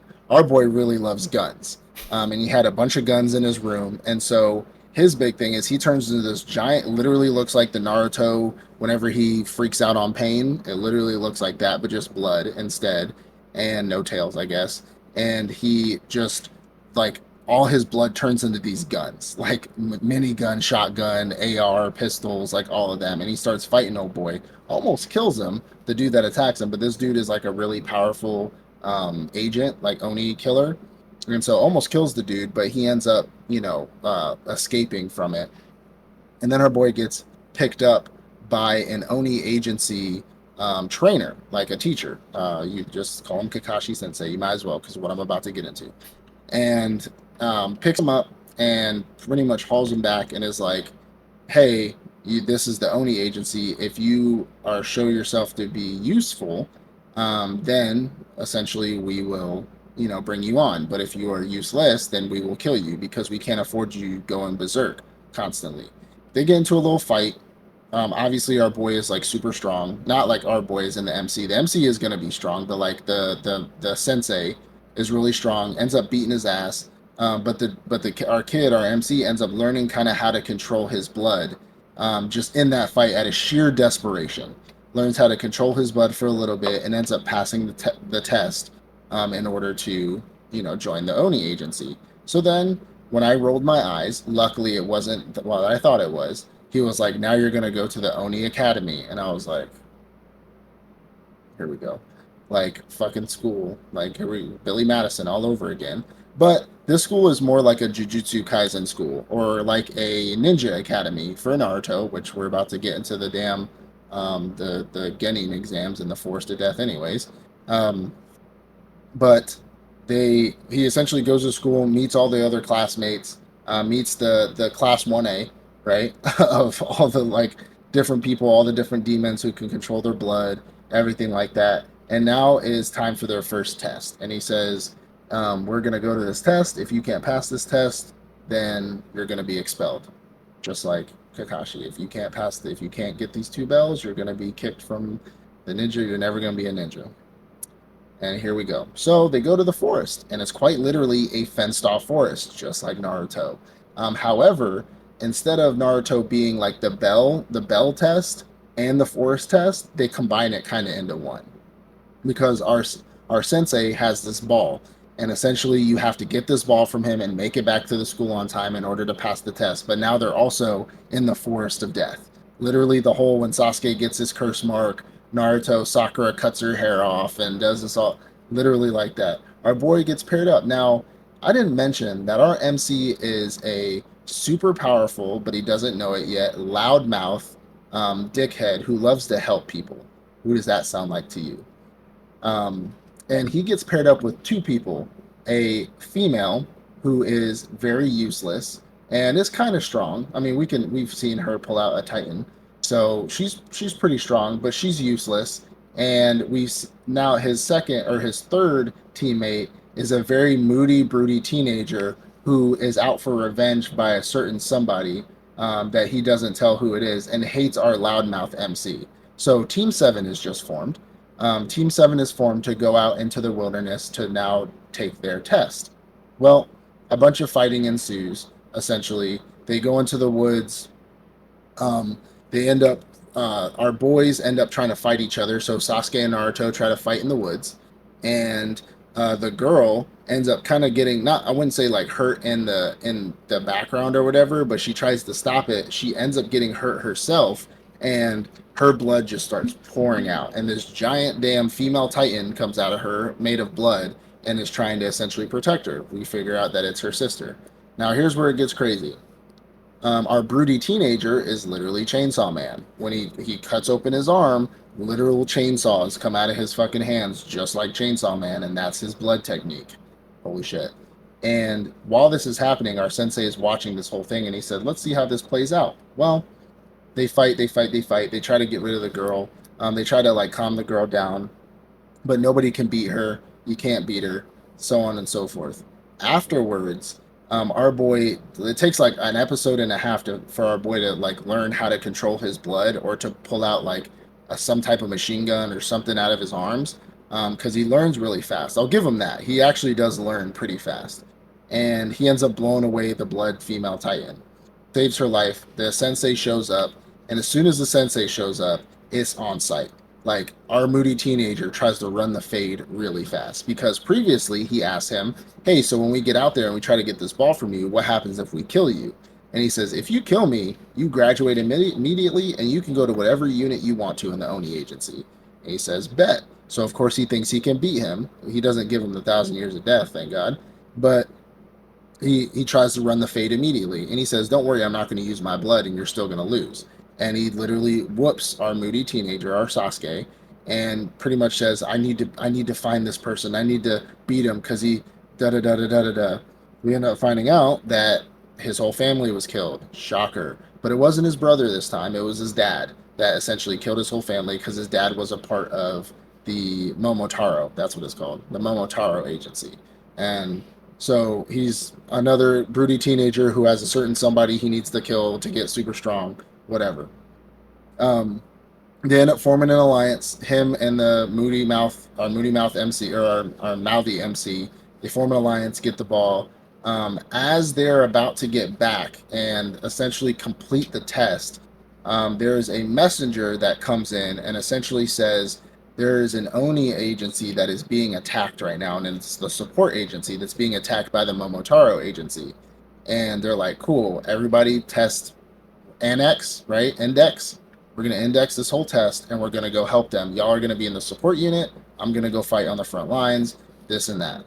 They end up getting there, end up finding out that they're going to support the medical unit and like administrative unit. One thing I thought was really cool was the dude who's the doctor, and he uses his blood to like grow limbs back and everything and stuff like that. I thought that was really cool.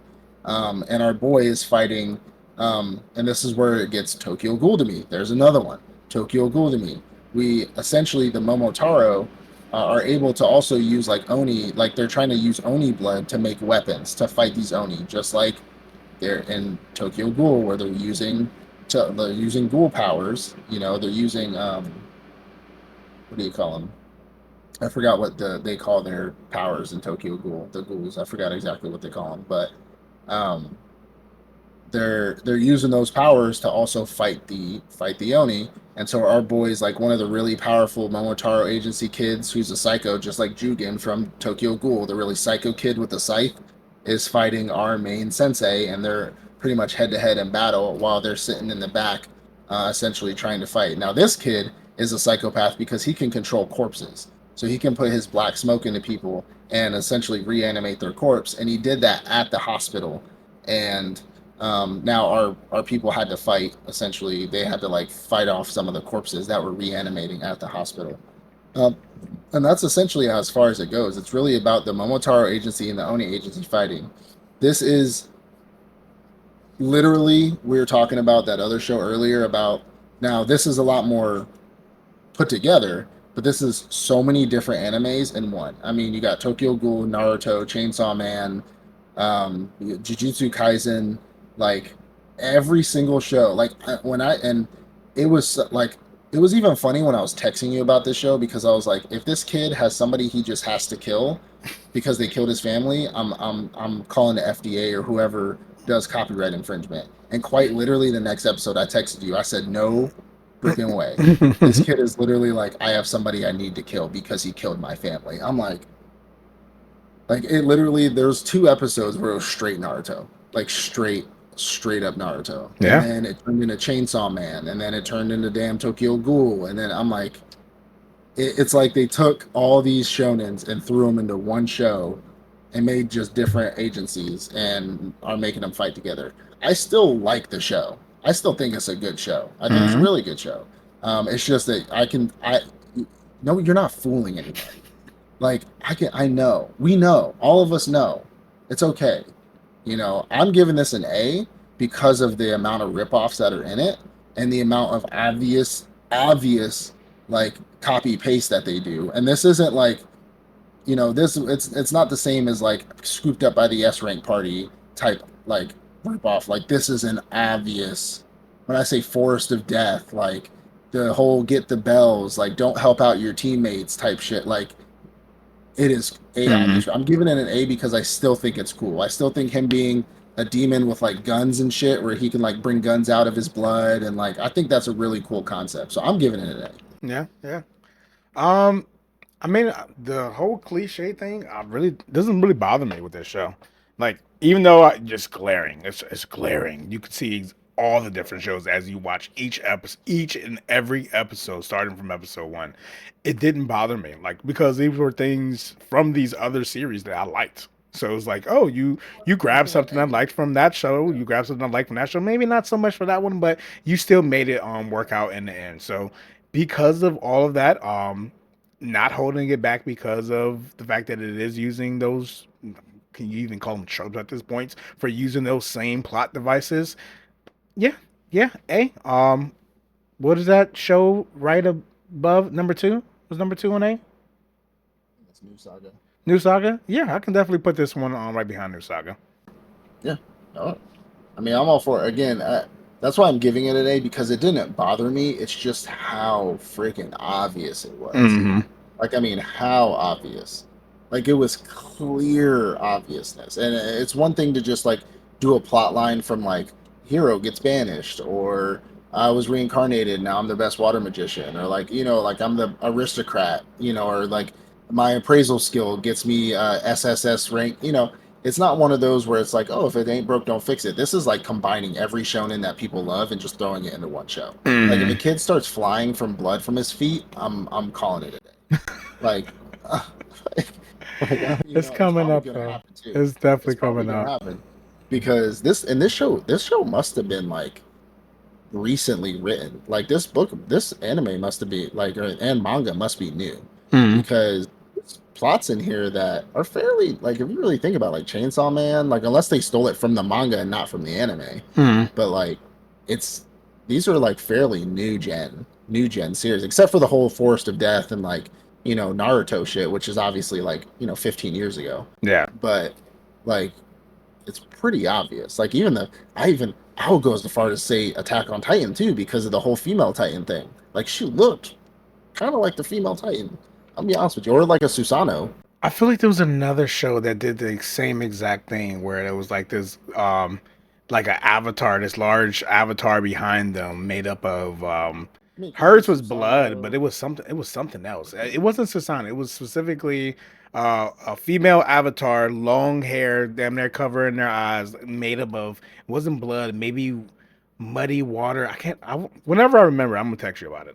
This was I also know like it's out this was there. also a 100% full copy paste of Blue Exorcist. Hmm. Like him being a demon, but his dad being a exorcist, and then they come and attack because of him. Like the devil comes back to get his son, Mm. or like the dude comes back to kill the demon. The dad ends up dying. He ends up freaking out and going berserk as the demon.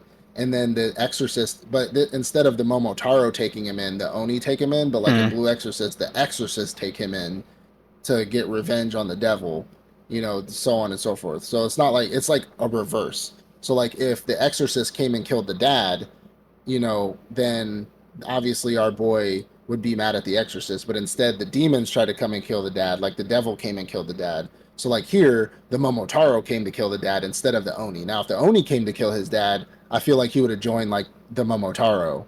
But this is literally like Blue Exorcist, like 100% Blue Exorcist. Okay, yeah, I can So, see that too. but I'm cool with A because it is still a good show. I'm gonna watch it. I'm gonna watch it. Most definitely, So most definitely. it's still a good show.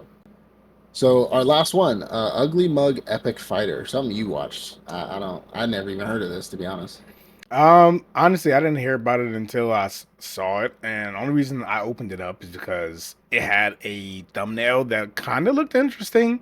Let's just go ahead and drop this one as our first C. And I'm partially doing it because we don't have a C. I probably would have put it as a really really low B, but when I thought about the synopsis I was gonna give, I was like, yeah, this is just a C. So my synopsis is gonna be really really really short. This guy, he was ugly as fuck in his previous life. He was just an ugly ass nigga. Like they scratched his face out in all of like his past memories before he was reincarnated. Then something happened. Like so, it wasn't like the normal reincarnation where he died and he was reincarnated into the other world. Apparently, a message like this popular online game, a message was displayed for everyone, and it was like basically calling all neats, people who want to restart their life, who feel like they failed in their current life and they want to get a do over. Then at midnight tonight, turn your laptops or your monitor towards the window and then say some type of um, secret phrase or whatever, and then you'll get to restart your life. So he did this. And when he did it, he turned his laptop towards the window. He said the phrase, and then all of a sudden, on the laptop screen is like one of those new game dialogue boxes. So he went and said, "Yeah." And then he got to like set his stats. So like if you played any NBA 2K game, you can set your stats. So basically, oh, my endurance, I'm gonna set that at 100. I'm gonna set my strength at 100. And this is essentially what he did. He said before he set his stats, first he went down to like the editor notes, so you can like put in your own special notes for yourself. And he essentially said that, hey, I'm ugly as fuck. I gets no bitches. If I do get a bitch, then I'm going to die instantly. If a girl touches me, I'm going to writhe in pain like it's the most painful thing in the world. But these are basically my editor's notes for my character. Why he did that, there's no logic, no reason. It's because he hated how ugly he was in his current world. So he said, I want to be ugly as fuck in the next world too. It makes no sense. So he wrote all this, and then when got done writing all this, it like his skill points. So you have a certain number of skill points you can give to each category. His skill points start rattling off, like going up into the millions. So he got so many skill points because he purposely chose to be ugly. So apparently in this game, the prettier you are, the better looking that you choose your character to be, the less skill points. So if you choose to be super ugly, now you have more skill points available to put into strength, to magic, all those other things. So, but he didn't know this. Like, well, it was no tutorial or anything. He just, because he was depressed, he decided to put all his to say that he was super ugly, low all his charisma, all those stats all the way down as low as they could possibly go, thus giving him more skill points to put into strength, into speed, endurance, all those things. So essentially, you get where this is going. He chose to be an ugly mug so that he can be an epic fighter in the new game world. So after he set all his skill points, everything goes black. He wakes up, he's in the new world, and essentially it's like a video game. I don't know if it is a video game. I don't know if it's actually another world, but essentially the viewer is supposed to understand that they are now in a video game. He wakes up in a video game. Apparently, there's like three other people in the house that he wakes up in. All three of them also did the same thing he did. They essentially decided in the real world that they wanted to start over for whatever their reasons are. So now they're in this new world with their new lease on life, and they have strength. They have different powers. Each of them have the chance to write in their editor notes different things, and we start to see as the episodes go on, like what each person wrote in their editor. I guess that's like the thing of the story, finding out what other people put in their special notes and their reasonings behind it, and then him kind of helping them with whatever problem that they created for themselves, him helping them through that problem. It's kind of boring. I mean, it's fighting. So It's called Ugly Mug Epic Fighter. yeah, so he doesn't want people to know he's like OP. So he does this thing where he kind of like throws his body at the enemy and rolls around, knocking people over, so that the other guy who's part of his small party, because the four people was two guys, two girls. They said, "Hey, since we started in this world together, let's just adventure together." He was trying to get rid of them. That's why he didn't like tell them about him, tell them that he was stronger or anything. But eventually, he decides, "Hey, this girl, she's weak, and I don't want her to die, so I'm going to stay with the party." Again, it doesn't make sense. But every time they get into an incident, then they have to fight. He just throws himself around, rolls on the ground. He doesn't get hurt. Like if people throw a knife at his back and he didn't know about it, it would just hit his back and fall off because he has high durability. But it's just a guy who's ugly as fuck. He looks like a pig. He's super strong, super fast, super durable, and he fixes everybody's problems. It's a C. Like, it's not that I've seen this ugly device before, but it doesn't really add any extra layer of interest to the story. So it's like, okay, I get it. He reincarnated in this new world. Everybody gets a second lease on life, and he's now helping other people around him. Even though he's super ugly and everyone looks at him like, ew, I don't want to hang out with you, or I don't want to be around with you. And at the end, he ends up helping them. So that's the show. Okay. See, Hey, that's the show. all right. Cool. All right, that wraps it up. I mean, that was a good long one. We are B heavy. This is definitely a first. We got 2 D's, a C, and what was that? 6 B's? It's crazy. Yeah, 1, 2, 3, 4, 5, 6, 7. 7 B's. Yikes. I mean, but these ones up here are really good. Yeah. And I'm okay with that. I'm 100% okay with that because we're also going to be watching, except for that one, we're also going to be watching the rest of these Bs, because these are more like a let's continue when they come out more in English, like things that, we want to watch when we can binge them. So I'm okay with that. For you guys still stuck around with us this long, let us know where you'd put some of these. Which one was your favorite? So which one is your favorite so far of the season? And then obviously we'll wrap this up during our end season review in the next, I don't know, like month and a half. So we love you. We appreciate you guys. Thank you for sticking around. Please like, subscribe, leave a comment, do the things that we always tell you to do. We'll see you in the next one. Peace out. Peace.